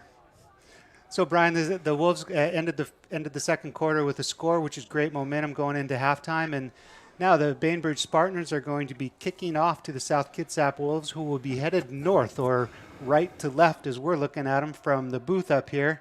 Here's the kickoff, and they continued the squib, picked up at the 35 out to the 40, and a good return out by the Wolves to the 45-yard line, refusing to go down. Awesome scrum of plays, and frankly, still busting forward. So here we go. So let's see if the Wolves can get back-to-back scores here and start this third quarter off on a positive note. You know, it's interesting. You know, I've seen in the 2 games that we've broadcast, I've seen more squib kicks than I think I have in a couple of full seasons things, and they're returning them just like that. Just like that was. Well, Brian, maybe Richard Nolan that picked it up and added 15 yards. So it's sort of interesting to see how that's evolving and. Wolves come out in the same set as they ended the second quarter. Straight back up, run right up the middle. Big hole. Ben, right up the middle. Great gain. Yards after contact are significant. Excellent job by the Wolves up front. And Brian, back to the kickoff things, I just had a thought, and it's no secret the kids have had a very short practice season, a very short season leading up to this. They were late notice onto it, and maybe it's just a technique because the kids haven't had enough reps yet, and it's might be just a tactical thing with teams. Yeah, that would not surprise me because normally we'll let this play go and all. Back to Ryland, hand right up the middle, 20 big off hole to the right side, secure the ball. Brought Excellent down job. about the he's not Still going running. down easy. So somebody got a pep talk at halftime. 15, Running yards after yeah. contact are fantastic. That's 2 running plays for my quick public school math tells me about 45 yards, Brian, on the first 2 plays from the line of scrimmage for the you Wolves. talk about pep talk at halftime because of COVID and restrictions and things. The kids don't go to the players don't go to the locker room at halftime. They huddle on the field. Well, the coaches get together and talk. And I saw the leaders of players that were and straight up to the middle, cut out back to the middle. Sorry, Brian. That's all right. Down to the 15-yard line. And anyway, my point is that at the beginning of that, the leaders, the players, were talking to the kids, and you could tell that they were talking and pumping them up and being enthusiastic before the coaches came over and made their adjustments and whatnot. But anyway, they're looking good. They're driving, chalking up big yardage. It's 2nd and 1. 3-yard running plays. Another play straight up the middle. And he busts in for a touchdown. Is that number 28? Is that Jordan? No flags on the field. The Wolves are excited and cheering. My apologies. Ben Miller on the run was an excellent run. There goes the cannon. So, Brian, back to your halftime speech. And it doesn't matter what stage of life you're in. When you can learn and be motivated by your direct peers, it is always the best. Absolutely, absolutely. With all due respect to bosses, managers, VPs, coaches. I think the coaches out there would be the first ones to tell you that. Peers to peers, always the best enthusiastic, and usually the best interactions you can have. This is about the best. Going for 2. And they got it. And they got it. They punch it in. This is the best start for them that you can imagine or draw up. Coming right back up, and now the game is tied, 14-all, with less than 2 minutes off the clock into the second half. So back-to-back, we're going to choose to look at this as back-to-back scores for the Wolves. So got 2 possessions on the last 2 plays, and that is a great, I guess we can call that a bookend finish and a bookend start on the other end. And let's hope the story continues in the middle. I'm impressed. English major. Oh, there you go. Oh, that's right. It was a fantastic drive. When Brian, keep me honest, in there was maybe a 4 or 5 play drive, all running plays, all up the middle.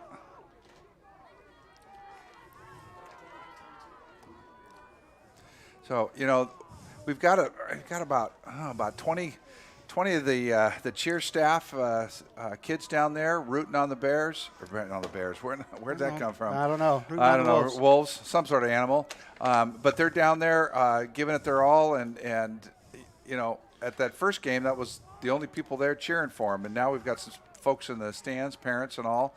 But the cheer team is very enthusiastic. And, of course, with the Wolves tied at 14 with Bainbridge, lots to cheer about. Yeah, we should also just call out that not only on the Wolf sideline, it's also prevalent over on the Spartan sideline as well. Their cheer team is well staffed over there with the parent group. So fantastic.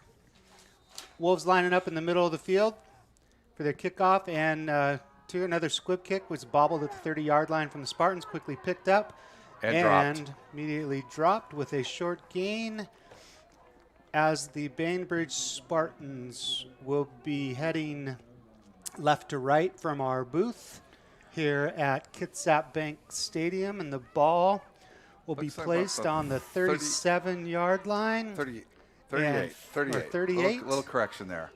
And Troy's using the monitor. Well, it's closer. I can see it better. And is more accurate than I am. And I'm going, no, it's anyway. So ball on the 38, 1st and 10. I'll trust our partners in the truck down below giving me the spots on those. They're exceptional down there. Scrambles out, nice pass out onto the left flat. First down and quickly into Wolves territory. That's about a 15, 16-yard pickup. It was nice ball. That quarterback for Bainbridge has a nice arm. Not the biggest kid in the world, but he's got a heck of an arm and obviously very heady. He's made some pretty incredible adjustments and plays. I don't know if this still hits home with the audience, but in our generation, I don't personally know the Spartans quarterback, but he sure looks like a gamer, doesn't he? I mean, he's not the biggest kid out there by any stretch of the imagination, but he plays huge. So, fumble, and the Wolves look like they've recovered the poor snap by the Spartans. I think we could have a turnover in the Wolves' favor at midfield. Bainbridge did recover the ball, but it's about a 5-yard loss. No, more like 6 yards. Missed opportunity. That would have been missed opportunity. Good recovery by Spartans quarterback. South Kitsap's only got 3 down linemen. And it's a quick counter. Big bust out to the left. Got to make a play. Breaks out broken down to the 20, the 15. There's a penalty on the play. It was a hold. So I saw it. It's coming back. So Bainbridge apparently has scored a touchdown, but there is some laundry on the field at the 30-yard line, and let's wait and see what the call is. This one may be coming back. I think it is. I saw a hold. Now, whether they called that hold or not, I don't know. But he just did. So holding on the Spartans, but I personally didn't see the hold, but well-designed play by the Spartans. I'm not sure that was a counter move out to the left. A lot of action to the right. The offending player who did the holding is trying to explain to his coach that he was just pushing him off. I'm assuming the coach probably not the time. Maybe for film day tomorrow. Yeah, just not going to have that. So now we're back at 2nd and 10. Ball is at the Wolves' 45-yard line with the Bainbridge Spartans. Under center. Motion to the left. Quick the ball's on the ground. And the Wolves have recovered the football. Got it this time. I think it bounced around about 3 different possessions right there before finally somebody. That egg was bouncing around for a while. We got an injured player. Bainbridge players down on all 4s. Do not like to see that. 50, maybe just the wind knocked out of him too, or hope that. Looks like he's at least upright. He's not rolling over yet or not. So good turnover by the Wolves as they are heading back. Well, good for the Spartans. Looks like they'll take possession on the 43-yard line. Thank you, John.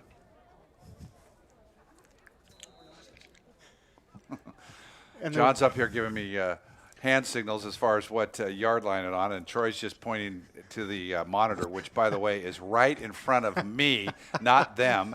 And somehow I can't get it right no matter what. So fantastic. Here we go. The Wolves setting up in their traditional formation for tonight anyway. 2 backs in the back. Whistle on the play. I think there was a little bit of motion there. Little too soon on the Wolves side. It looked like kind of the right side, but we're not going to point fingers. Well, if I was the Wolves at this point, I would want to continue running offensive plays too. The last 2 times they've had the ball, Brian, they've been very successful in moving the ball. Was that a illegal formation, John? Offsides. So someone just lining up offsides. So 5 yards against the Wolves, and that'll be 1st and 15. Those are those mental things, you know. You got to look to see where you're lining up at and making sure you're not too into that neutral zone. Got to get fully dressed in the morning before you head out the door for work, right? There you go. Got to get those fundamentals down. Drop back to Ryan's pass. Back He's pass. got Plenty of time. And he's got number 7 down there. Oh, just missed. And I think that was Mr. Sam. Is that Sam? Sam Canton.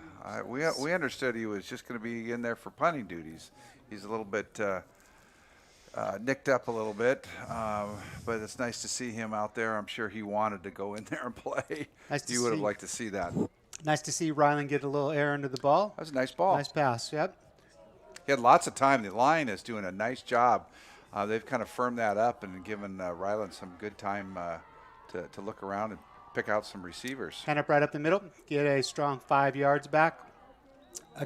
Again. And he's just going. Those legs keep pumping. Again, that's clearly an emphasis, whether it was from the peers or the coaches. But yards after contact have been exceptional from the Wolves as we start this 3rd quarter.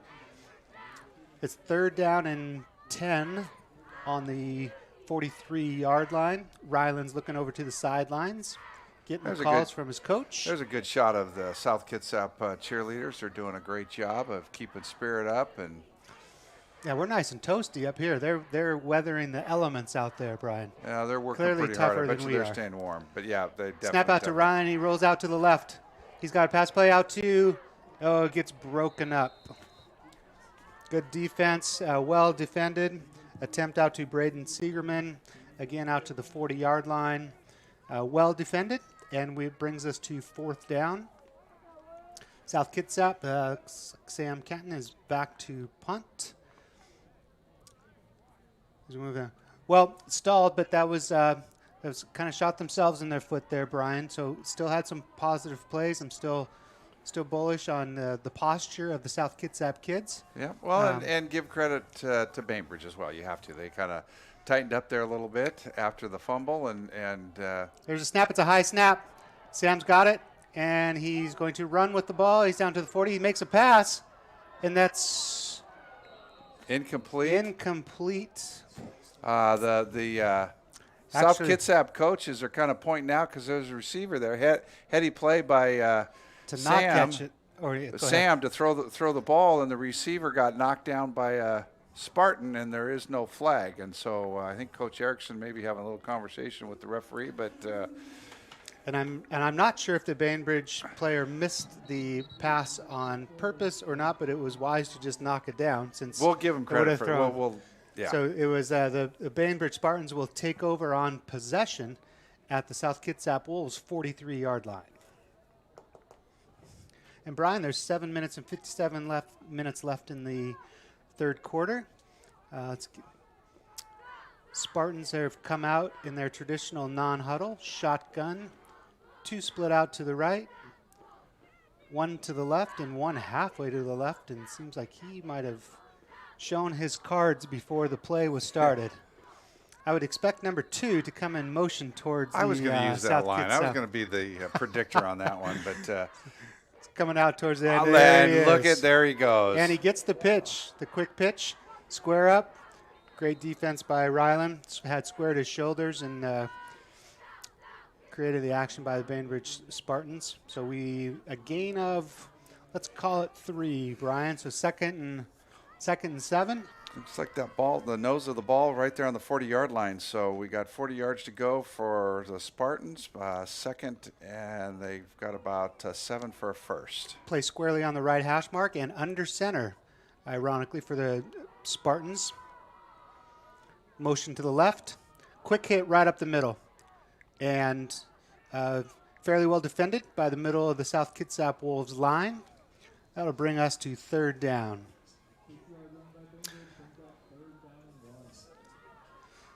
So Bainbridge on every play has direction in some way, shape, or form, usually coming from one of their slot receivers going to the right or the left, and they've been countering the other direction. It seems like half of those plays. Under center again on third and short, motion to the left. Quick pitch out to the left. He's got a blocker and a defender.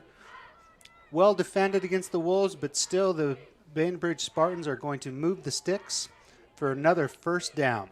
You know, I saw number 31 for the Wolves, Raymond Rogers. He did a nice job of pursuing that and coming down, straight down the line, cut the angle, and was part of several Wolves making the tackle. But he came from the opposite side of the field.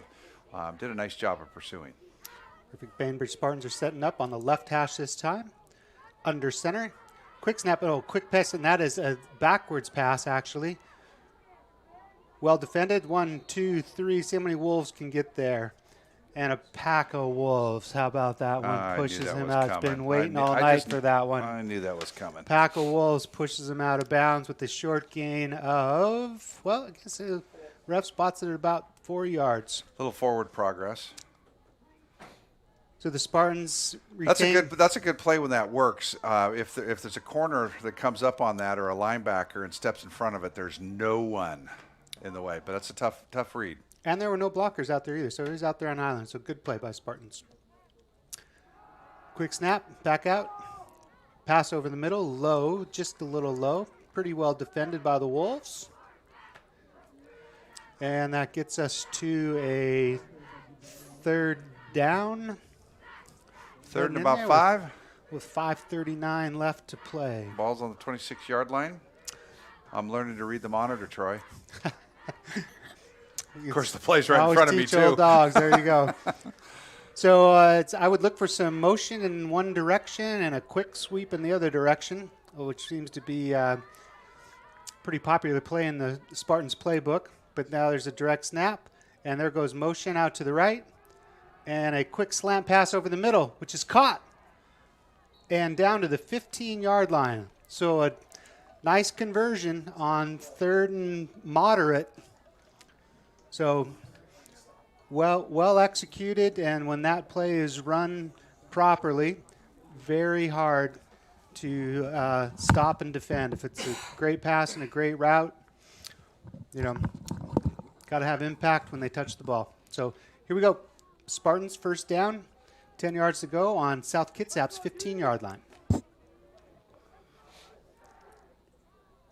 2 split out to the right, 2 tight on the left, way out to the left. Straight drop back. Yeah, they run that same slant play. That ball's underthrown. It's low, and it's a good thing for the Wolves because he was open. He was open again. So that brings us to second down, and it doesn't. I can't really tell from up here, but John, maybe there's the weather has subsided, correct? Looks like it's great. Fantastic.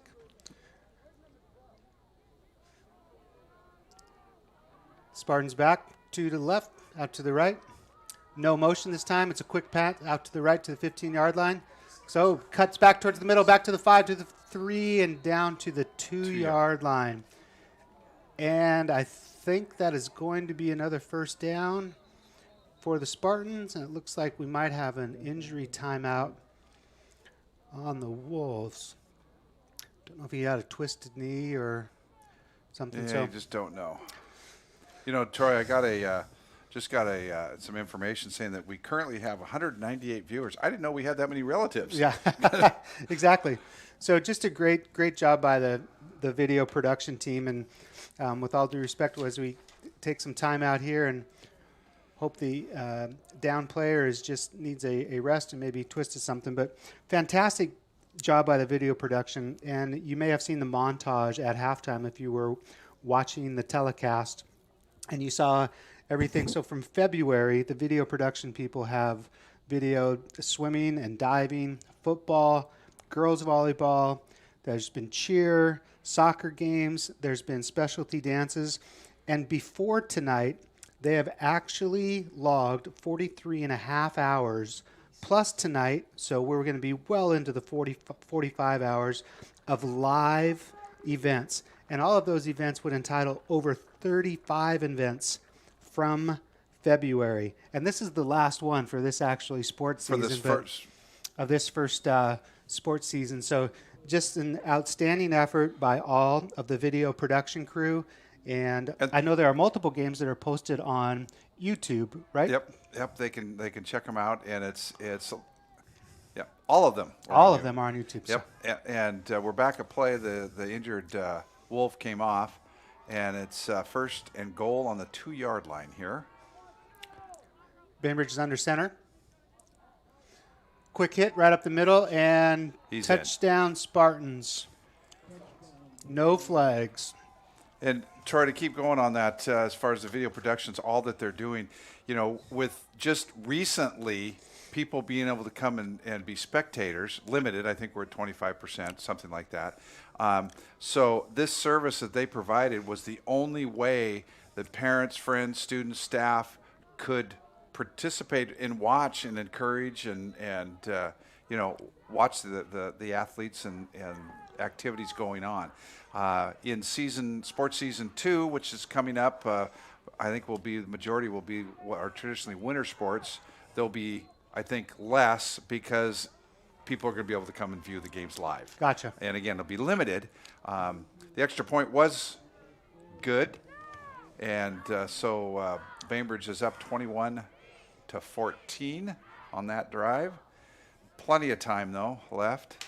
And but anyway, finally to wrap that all up is that what a service that they provided. I mean, they do a great job anytime, but given the COVID and the shutdown and all of that's entailed, they provided this service. And the broadcasts showing, sometimes it's been a single camera, but it's showed that people can see it. So great dedication, and all volunteer. No one's getting the big bucks for this. So fantastic. Really, really neat. This will be our last broadcast. It's the last football game of the season, of this strange, different time season, but it's still playing, and it's great to see these kids. Absolutely. Okay. Is this another squib kick here? And the Spartans choose to line up again on the far right hash for the kickoff. And generally speaking, we've been seeing squib kicks all night, and see if that trend continues. Oh, that was a little more of a pooch kick. Received at the 20 by Ben Davis. He's at the 30, 35, and thrown out of bounds. So 15-yard return by number 23, Ben Miller. Sorry, Ben Miller. It's on the 35. It's on the 35, where the South Kitsap Wolves will be 1st and 10 from their own 35. You mentioned something earlier, Troy. This season for all the different sports and activities, and really the last year plus and all that has not been, and there's been a lot of missed things and all that, and it's heartbreaking things. But how great is this? Even though they're, the Wolves, I don't know if it's game 5 or 6, I'm not sure, but have been able to out and play. And here they go from their own 35. Straight up the middle. Ryland for a couple-yard gain. Quick substitution. So I think the Wolves are going to continue with their path. They've had some success busting it up the middle, Brian. They haven't gone wide a whole lot tonight. Only times they've been going wide is on a pass play. So we have 2 split out way to the right. Ball's on the left hash mark. 2nd and 9. Ryland ready to receive the snap. It's a quick option, a quick read up to play. So Ben Miller, and a penalty from the back judge, which usually leads to a holding call. I'm saying usually, hopefully, that it's not, but The refs are convening. Getting the call from the Spartans whether they want to accept. And that would have been a nice positive gain. They would have been really close to the first down on that play. So we do have holding on the Wolves, which is going to stall them momentarily on this drive as they walk back and regroup. It's too bad because that penalty was at the end of the play after he had, made the yardage and had the first down, and then the penalty. And again, that's some mental mistakes, which is tough. And you alluded to it earlier, is that it's a short abbreviated season. The football team did not start turning out until February 1, with games not even 3 weeks later. Right. And so it's been a difficult transition because usually there's a summer practice session that goes on statewide that they play. And some camps probably. And camps and doing all that kind of thing. There's actually some spring turnout.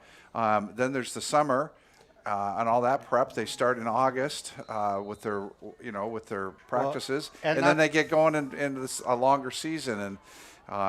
And not to mention just the simple ability to be together, which they were not allowed to do probably as well. Right, so exactly. Here we go. Running off quick counter back to just past the original line of scrimmage.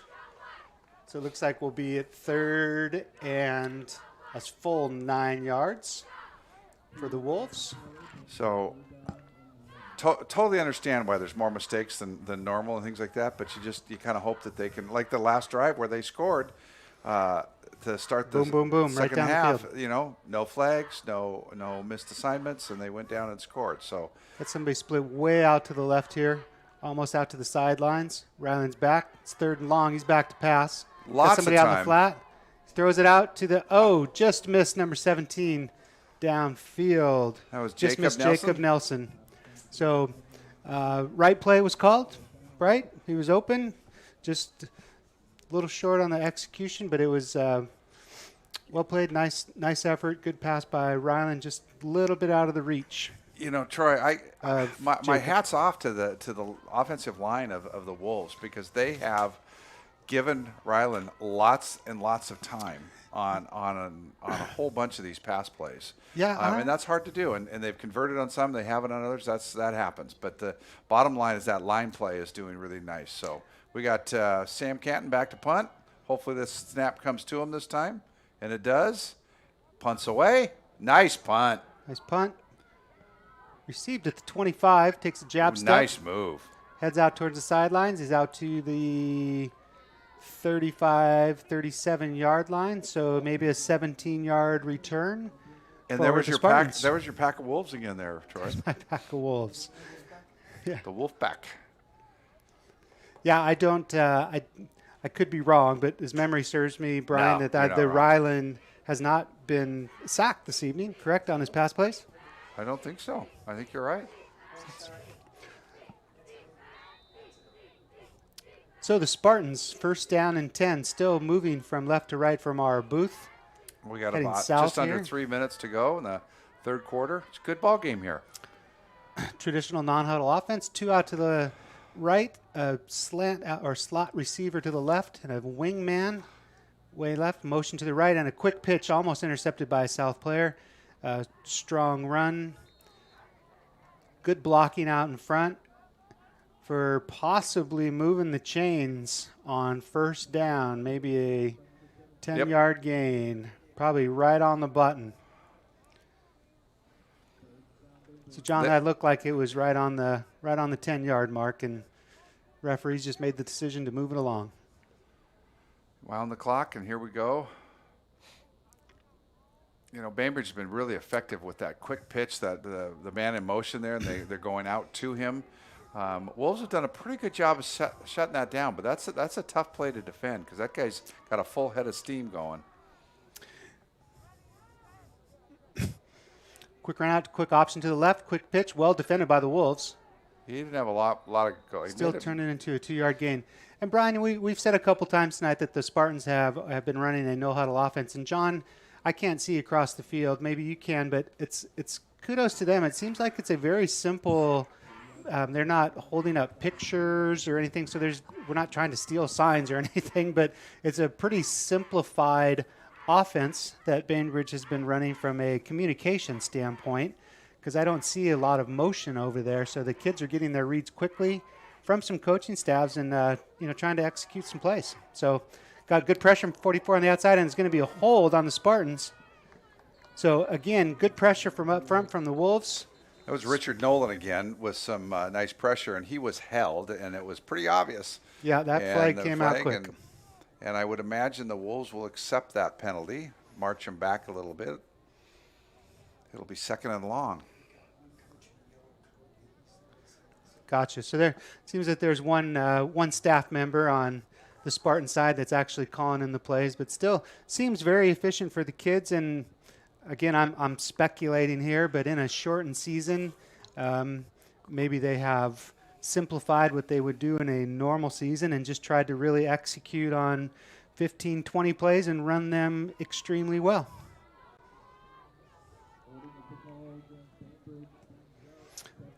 So here we go. That's a big holding penalty from the spot of the foul. So that brings the Spartans back to the 39-yard line, and it's 2nd and a full 19. So is this time you send a linebacker or two, or you just play your straight defense? Now this is going back further. There must have been a second penalty that I missed. I saw a flag go down at the foot of the. Let's see what he's going to motion. Probably a second penalty against the Spartans, obviously, since they're going that way. But now it's like 2nd and a mile and a half. It's 2nd down and 30% of the field. Yeah, 27. Yeah, so 2nd and 27. Again, my public school math skills kicking in there. You're doing Brian. Great. So, for an English major. Quick pass, quick slant over the middle. Nice catch by Spartans. Tackle from behind from the South Kitsap Wolves. Raymond Rogers in on the tackle. So we're down to, I guess, a manageable 3rd and 27 for the Spartans. So the Wolves really, so all kidding aside, the Wolves need to get off the field on this play. So it's 3rd and 27. Need to stop, keep everybody in front of you, make a solid tackle, good fundamentals, and force a turnover. Got to counter up the play. He's going to be short. It's a nice long run, but they had a long way to go. Be interested. I would not be surprised if the Spartans go for it here on 4th down. They're just across the midfield there. It's about the 8-yard line, I think.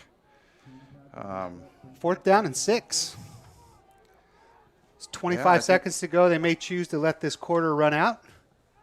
I think you're right, Troy, though. They are going for it, and I don't blame them. They're eating up some yardage there. They're going to try to get this off before I think they have to. I don't see a play clock going. Here they go. Quick snap out to the slant over the middle. And a caught, but he is going to be short of the 1st down. He did not get it from our standpoint. Let's see where the ref marks it.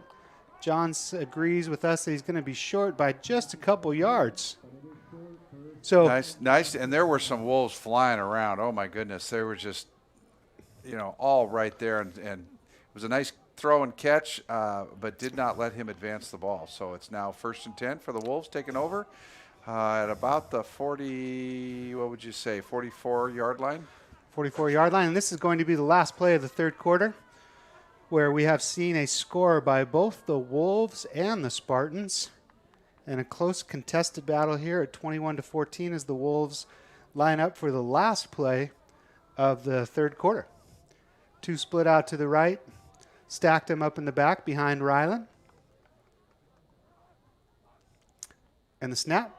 Lead blocker, following him up the middle. Almost no gain. Nowhere to go there. Wall of Spartans. Spartica stops the Wolves in the track. Well, Troy, that's the end of the 3rd quarter. We got one more quarter of play to go. We have the...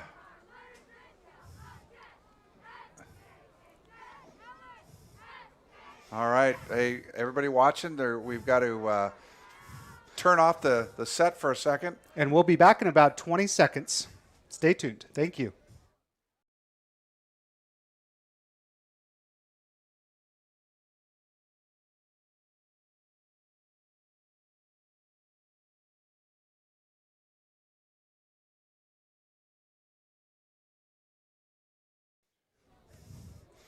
Hey, Excellent. we're back. Hopefully you are too. Welcome back. I feel refreshed. There's a quick break. Off we go. They had to reboot some of the stuff in the booth, which is part of that teamwork. And apparently Brian and I got a quick reboot along with John, so we're ready to go.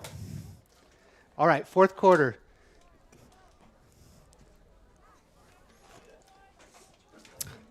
So Brian, give me one key component that you want to see the Wolves here in the fourth quarter to come out here with a victory. What would be your one word? Focus. Focus. Focus. And if I gave you 2 words, it would be no penalties, I'm assuming, or lack of that. And that would be part of the focus. Yeah. Really. So because they've shown when they would march down to start the second half, there weren't any penalties. They executed and they scored, and so they keep that focus, and they're going to be off and running. But here they go. Here we go. The final strong 12 minutes. Ryland back to pass. Screenplay up the middle. Uh-oh. And tipped and might be intercepted by We're the looking for a Spartans. Looks like there's a changeover there. That's the danger of those little screen passes. If that defense reads it and they stay back as they did that time, it's now Spartan ball. Not only that, Spartan ball on South Kitsap's 44-yard line.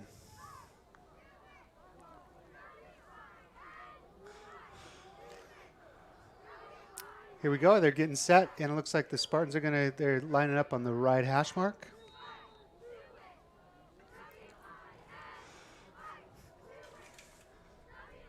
Here comes play. Non-traditional huddle. Under center this time. Quick center. And nice play by the South Kitsap interior line. I'm not saying they haven't done that, but that was sort of interesting because they that time they put a man in motion, but he stopped and took the handoff directly from the quarterback who hardly moved and went right up the middle. So a little alteration in the way that they're playing that, which of course is a good way to do that in the fourth quarter. There's not much time to adjust to that. So nope.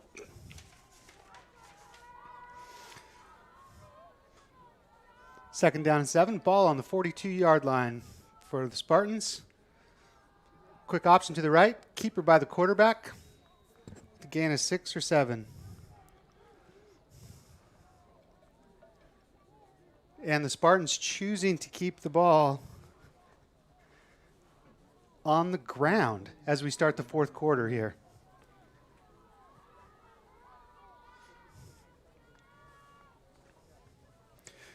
Yeah, the focus is definitely a person. I think that I would really like to see.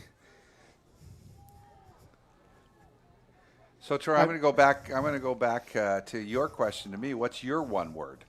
And you can't use focus. It's already used. Mine would be turnover. So both on the defensive side and lack of it on the offensive side. So I guess it kind of goes along with your term of focus, Brian. But my one word would be turnover.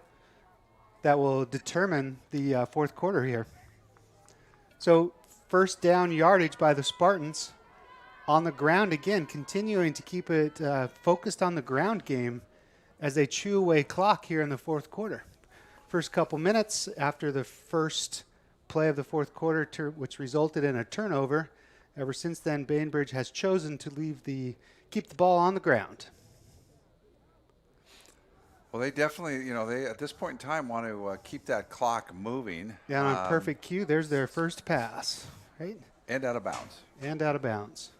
Pass for 7 yards. Quick out. Completed. I feel like I've seen that play once or twice tonight. So Bainbridge that's their bread and butter. So very successful, and they've completed it several times this evening, both to both sides. 2nd and 4, quick snap. Sound like I heard a whistle. Stop of play. Legal procedure. Thank you, John. Legal procedure on the Spartans. Move them back a quick 5. A little twitch will get you 5, right, Brian? In the wrong direction. In the wrong direction.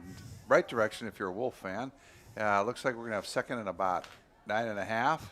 And Wolves need to tighten up this defense and shut them down, get the ball back. Yep. It's important to do that. Score here would not ice the game for Bainbridge, but it would make it very difficult for the Wolves. 2nd 10, quick snap out to the quarterback, pass play over the middle, and it is caught. A sliding catch by the Spartans down to the 15-yard line. So it's not such a quick slant. It's like a 15-yard slant over the middle. Well-placed ball, so only the receiver could catch it, which was a nice sliding effort by him. And the ball is now on the 15-yard line. 1st and 15 for the Spartans. Spartans get the ball to the 5-yard line. They'll pick up another 1st down. Snap back, quarterback rolls to the right. There's going to be a holding play after the completed pass, but that will be nullified once the ref gets the game ball back and takes the appropriate steps back up the field. Lots of laundry this game, both ways. That's tough. It's what I think half the coaches around have very little hair because they're pulling their hair out on some of this. It's tough. Kids are giving their best effort, but refs got to call them as well. So it's only fair, and the refs got to call them if they see them. So absolutely. I don't think there's anything being made up out there. Nope. Nice camera work. Thank you. All right. Well, this is must be from the point of the infraction in high school. So that's a significant penalty for the Spartans on what was actually should have been a net positive play. Well, it is 1st and long, 25 yards. 1st and 25% of the field. And rolling out. The Pet's got a man open, but he's going to run out of field turf there and might have been able to secure that catch in the long jump pit. So just off the track, just off the field, and incomplete pass. I think they made the reception in the ticket booth down there. That's where he was headed. He was kind of running out of our view from the booth up here, but there's a shot of our cheer staff and the crowd that's there. That's social distancing there and cheering on their team. All right, Brian. Second 25, ball on the 33. Oh, I saw some movement, but did they stop it? They did. Wow. Yeah, he cut up a little too soon, I think, on there. So illegal procedure against the Spartans who are... The interesting thing, though, is the flag is all the way on the other side of the field. That's all right. We'll take them when we can get them, Brian, as the Wolves would say. So back they go again. So this puts us into a significant second. Two series in a row that Bainbridge has been backed up, not because of the Wolves, but because of their own misdeeds and getting some penalties. Keep backing up there. So if, Wolves need to take advantage of this and keep them back there, or maybe the Spartans. Let's see if they choose to keep it on the ground here. Nope. Back to pass. Rolling out to the right. Getting some pressure. Corner's coming up. And we're going to have another holding call, I believe, on Bainbridge. So no, was that maybe it's called on. This one's going to be called on the Wolves, it looks like. So we're going to wait and see what is called here. But there was only the quarterback and Richard and a lineman there, Richard Nolan, pressuring the quarterback. So I didn't see any contact. There was no contact on the quarterback. It was a blocker and the rushing. lineman for the Wolves. And I think the refs are trying to figure this out. Face mask on the Wolves. There you go. Or That's hands tough. to the face. Tough, tough, tough. So they get 15 yards back, but it's still second and some yardage. Feels like they got more than 15 somehow on that, doesn't it, John? So from the spot or tacked on? Must have been 10. No, it's 10 because it was second and 25. Now it's second and 15. And my math tells me that's 10 yards. Quick slant over to the number 5 and pushed out of bounds, but completed at the 11-yard line. So this gets the Spartans right back in it. And unfortunately, the Wolves had him at second and 35, Brian? 25. Second 25. And pushed them back to Now the it's going 40. to be And third and about what?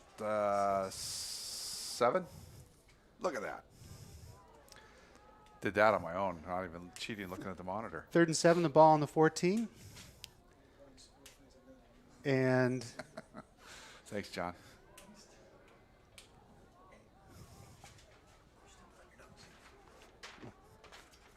Motion. Quick pitch out to the left. Going to be secured. You know, nicely defended, but that running back is just twitchy. Yeah, that's a good way to describe him. Twitchy. He's tough. You know, Wolves did a nice job of trying to contain and shut him down, doing all the things that they're supposed to do, but he just goes. Twitchy. It's hard to get a good clean hit on him. So he's been all over the field tonight. He's really hard to track down when he starts running horizontally across the field, let alone vertically across the field. You know, Troy, the wind was blowing pretty good at the start of the game. Now it's really blowing. I don't know if we can get a camera shot on the flag over there, but it's almost straight out. Now it stops. It figures, but. Okay, Brian, so we have 4th and 4. The ball is on the 10-yard line. It looks like the Spartans have taken a timeout to discuss their options at this particular point. Now, we've seen their point after attempts, and it seems that they have a very good process with the snap, the hold, and the kicker certainly has a strong enough leg to make it, so I'm sure they're considering that. They've also had a tremendous amount of success, running the ball or these quick passes. And, and they're deep. They got the Wolves deep, into their own patch of grass here. So I would look for the Spartans to run a quick slant pass here on this 4th down. What about you? What's your hunch? If I were playing this call or calling the play on this one, I would agree with you. I think, or possibly the quick pitch, misdirection a little bit. If they don't get it, the Wolves are buried deep into their own end. So my eyeballs will probably be focused on Bainbridge's number 5 on this play. We can sort him out here.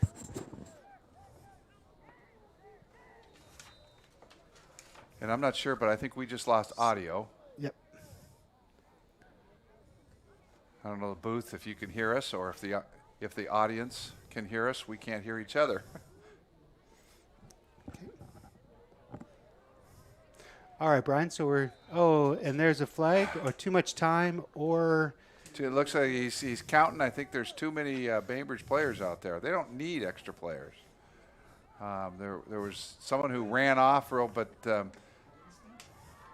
didn't snap it. But and you can't say they broke the huddle with too many because they don't huddle.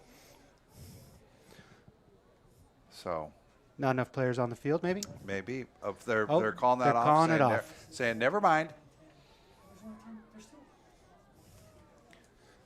Bainbridge is getting set for this 4th and 4. The ball is on the 10-yard line. Still on the 10. Feels like the ball's been on the 10-yard line for a tick or two here, Brian. See if we can get a play off here as the Bainbridge runs in an extra player. John was going, there's only 10, there's only 10, there's only 10. And sure enough, Bainbridge player comes running on. So they're set to go? Yes. Yes. Quick slant. There's the pass to number 5. So we were both kind of right. But well defended by the Wolves. And is that going to be a first down? Oh, that's a tough break. Just enough for the first down. Hey, I just got a shout out to a former Wolf alumni, number 9, Leon Ladeau, who is offensive coordinator down in a college down in California. Thanks for the text, and good luck with your team. They're down there playing too. Offensive coordinator, and he's not even 30 years old. More snap to the right, and touchdown Spartans. The quick pitch, quick spin move to avoid a defender. Touchdown Spartans. So with 8:33 to go in the fourth period here at Kitsap Bank Field in Port Orchard, we have score Bainbridge Island Spartans 27, South Kitsap Wolves 14 as we line up for the point after touchdown. And they have been successful on each one of these attempts this evening with no problems. There's a high snap, good hold by the holder, and successfully through the uprights for Bainbridge.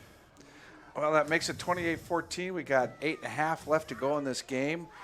It's not possible, but again, going back to your question to me, they need to focus, and they may need to play a good almost mistake-free football, execute, make their plays, make their blocks, make their tackles. Not impossible. We've seen the Wolves tonight score quickly as they did to open the second half. Yep, third quarter right out of the gate. So good drive. It seems like they had the ball forever, but on clock-wise, I think the Spartans only took on 4 minutes of game clock to score the touchdown. Now the Spartans will be lining up on the right hash mark.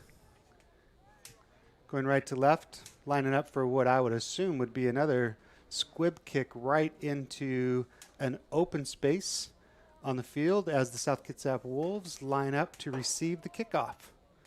They have 2 people deep, 2 mediocre, and the majority of them are within 20-25 yards of or 15 to 20 yards of the ball. Here we go. And it was a successful hard kick. Oh, this one's going to go all the way through the end zone. That'll be a touchback and brought out to at the high school level. They bring it out to the 25, I believe. Well, we are going to find out shortly. We are. We'll see where that ball's going to be spotted. I'd say it's going to be spotted somewhere in between the 20 and the 40. How about that? Okay, that way, then I'll be correct. That's good enough. Looks like they're going to the 20. Okay, let's see if the Wolves come out and stick with their strategy of trying to establish a run and get some quick hits up the middle and articulate the ball down the field, or go to a more pass attack given the time in the game left. So here we go. Wolves start from 25, and Ryland's rolling out to the right. Got plenty of time, looking for a receiver still. Just has to throw that one away. Well covered. Ryland ran out of real estate as he was rolling to the right, looking for his defenders. Some of his receivers were trying to make their way back towards him like a good receiver should, as their quarterback was scrambling, just well guarded by the Spartans.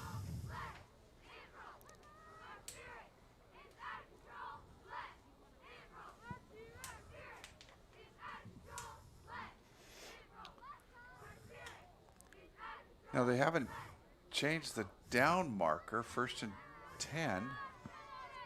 I did not notice any type of flag. Oh, the ref did just pick up some flag, and they are moving them back 5 yards.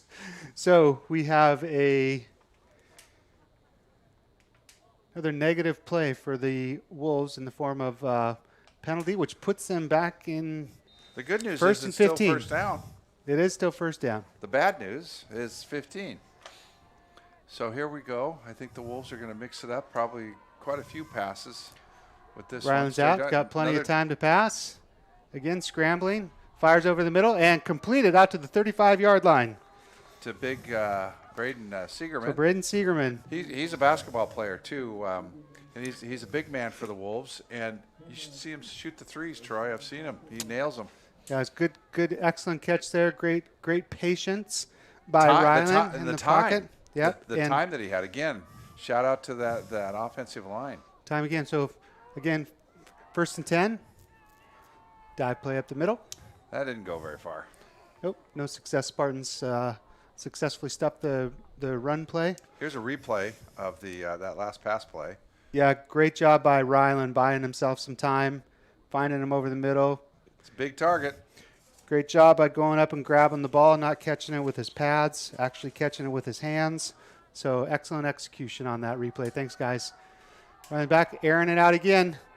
And, oh, no, well defended by number 21 from the Spartans, was running step by step with the South Kitsap receivers down the left hash mark of the field. So don't blame him for taking the shot, Brian, down the field. Oh, yep, they've got to get do there. this. Yep. Let's look for that little slant play. It's my guess. Okay, big conversion here. It's 3rd and 11. I don't think the coaches are listening to us, which is probably a good thing. Yeah, ball's on the 31-yard line. It says watch for some execution, give Ryland some time. Ryland's going to receive the snap. Oh, they run the play right up the middle. Big gain, and for a Wolves first down, I believe, Brian. Yes, they're moving the change. That was excellent. Caught the Spartans off guard. Phenomenal blocking by those big guys up front. Just nice job. They're going no huddle as well. The Spartans are trying to adjust on their defense, and they're not ready. Hopefully the Wolves can take advantage of this. Ryland's just going to keep it and run, and he steps out of bounds, which is a heady play, stopping that clock, because right now that's what they need to do. They need to move the ball, stop the clock. Yep, good play by Jordan Rentry as well, who was following Ryland right there, and they decided to run, and he just picked up his pass pattern and was turned into a blocker for Ryland. You know, I saw in that replay, Jacob Nelson did a nice job. He was a receiver, and they realized when Ryland was playing, or the running, he turned around and blocked. I think that's kind of what you're saying, but that was also Jacob did a nice job too. Ooh, nice catch by Ryland for a quick snap. Hand up right up the middle. Just a super effort. Running hard are the Wolves. And the Wolves are in positive territory. The Wolves are at the Spartans' 39-yard line. So, again, we've been saying it once or twice tonight. The Wolves do have the ability to have some quick strikes in here. Showing blitz. Ryland's under pressure. He's got to get rid of it. Ooh. Nicely played. Nicely played. That's going to be a loss of maybe Spartans had a 6 or blitz 7. off the left side linebacker that was probably going to give Ryland a headache, but got 6:42. fell down. I got to have a sense of urgency with the Wolves.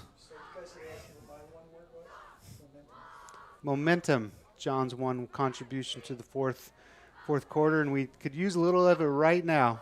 Yeah, we've got some momentum, but we need to pick it up here because time's ticking. Nice rollout pass. Again, he's got time. Wide. Nice play over. Excellent catch. That was a great catch by Jaden Armstrong. Used his hands well. Good lesson for all of us out there. And stayed in bounds. You need to catch the ball against your body. You grasp it with both hands. So, Troy, that's no lesson play. for me. I was a lineman for a reason. You got 10 thumbs on your hands. I had no catches. Handoff right up the middle. Oh, fumble. Oh, I don't see who recovered. There is a penalty on the play, but the penalty is probably less significant than who has the ball at the end of this. And it looks like the Bainbridge Spartans have recovered South Kitsap Wolves' fumble. That's a dagger to the heart. That hurt. That one, that turnover hurt. They all hurt, but that one really hurt. So see what we got here. So that's the Bainbridge referees are picking up the flag. I think there was actually a holding call. Yep. On the Wolves. So Bainbridge is going to take the ball on the 29-yard line, the near hash. 1st and 10 with 5:52 to left to go in the event this evening. Choosing to go under center. I think you're going to see a steady, lots of runs. Inside counter trap. Wolves play it good, but he still picks up some pretty good yards. And more significantly, keeps the clock going if I was the Bainbridge staff, right? It's 5:39 left in the contest this evening. South Kitsap has 2 timeouts left. I don't think they'll use one here. And Bainbridge has all 3 of theirs, but they don't want to stop the clock. They want to keep that thing going. Nope. Bainbridge putting theirs in the bank. So they're not choosing to go under center, taking their full allotted time here to run the play. Doing some shuffling in and out of the field. Did not see a lot of confusion. Number 5's loaded up right next to quarterback. He's going to receive the handoff. He is a very quick kid. I mean, he chose to stay in bounds right there. So smart play, actually, by Bainbridge. Didn't have a lot of real estate running to the short side of the field there, but smart play to stay in bounds and keep the clock running, Brian. Yep. Number 5, he's a one-man offense, although he's getting lots of help there, but he's quite the ball player. So very quick. Shifty, hard to get a good beat on him for sure.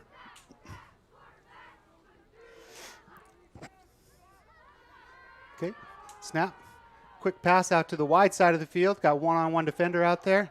Missed tackle. Number 5 is continuing to give the Wolves fits on the receiving end, and then stayed in bounds and generally really good at making the first tackler miss.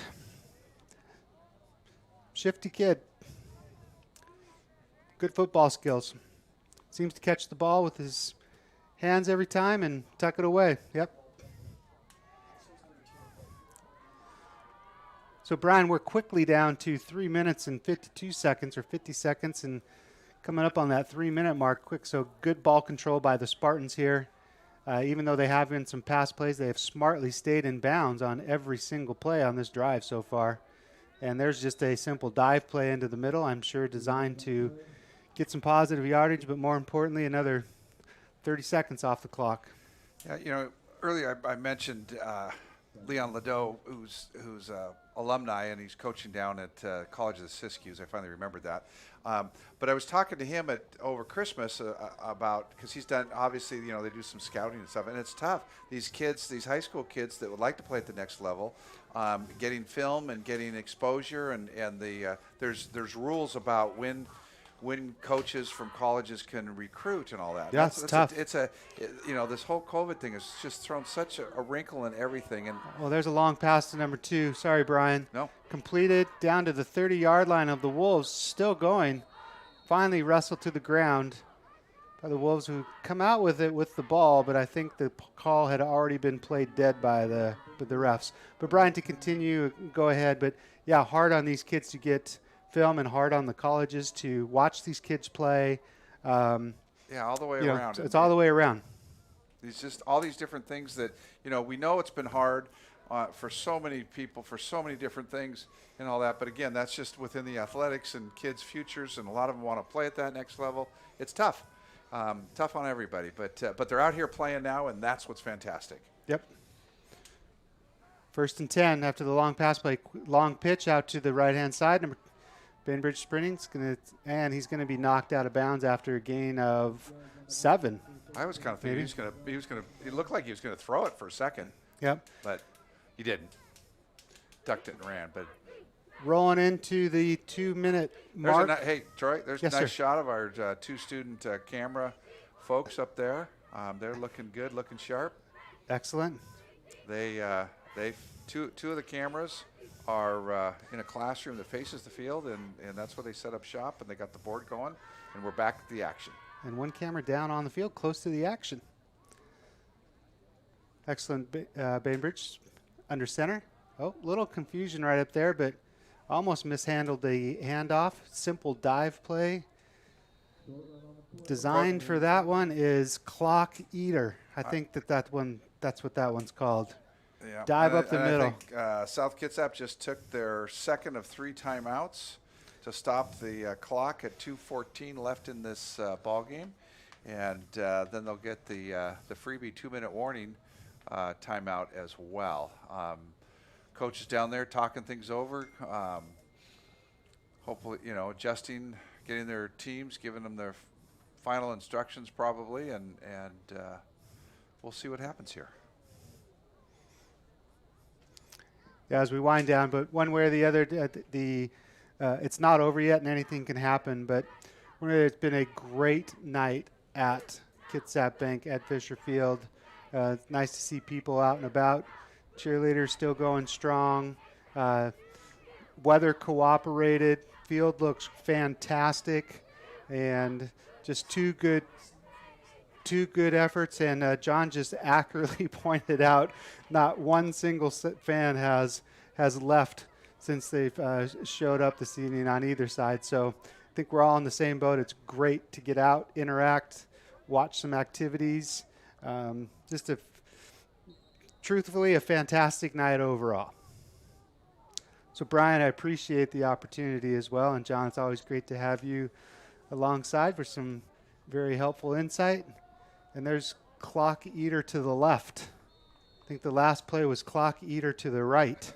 So here's Clock Eater to the left. We're going to see a dose of that. I'm guessing the next one's going to be Clock Eater up the middle. Yep. So 2:09, this would take us to the 2-minute mark. And that was, thanks, John. I didn't recognize that, but that was first down by the Spartans. So they could choose. I don't think the Wolves can stop the clock from here. So, they have one more timeout, Brian? They have one more.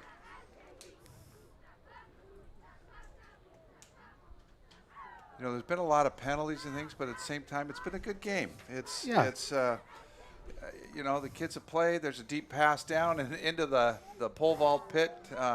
Sure, the receiver for Bainbridge appreciated that big pad there. I think I'd just jump in that too. Why not? I mean, it's been a while since they've got to get outside and play. So take advantage of whatever's out there.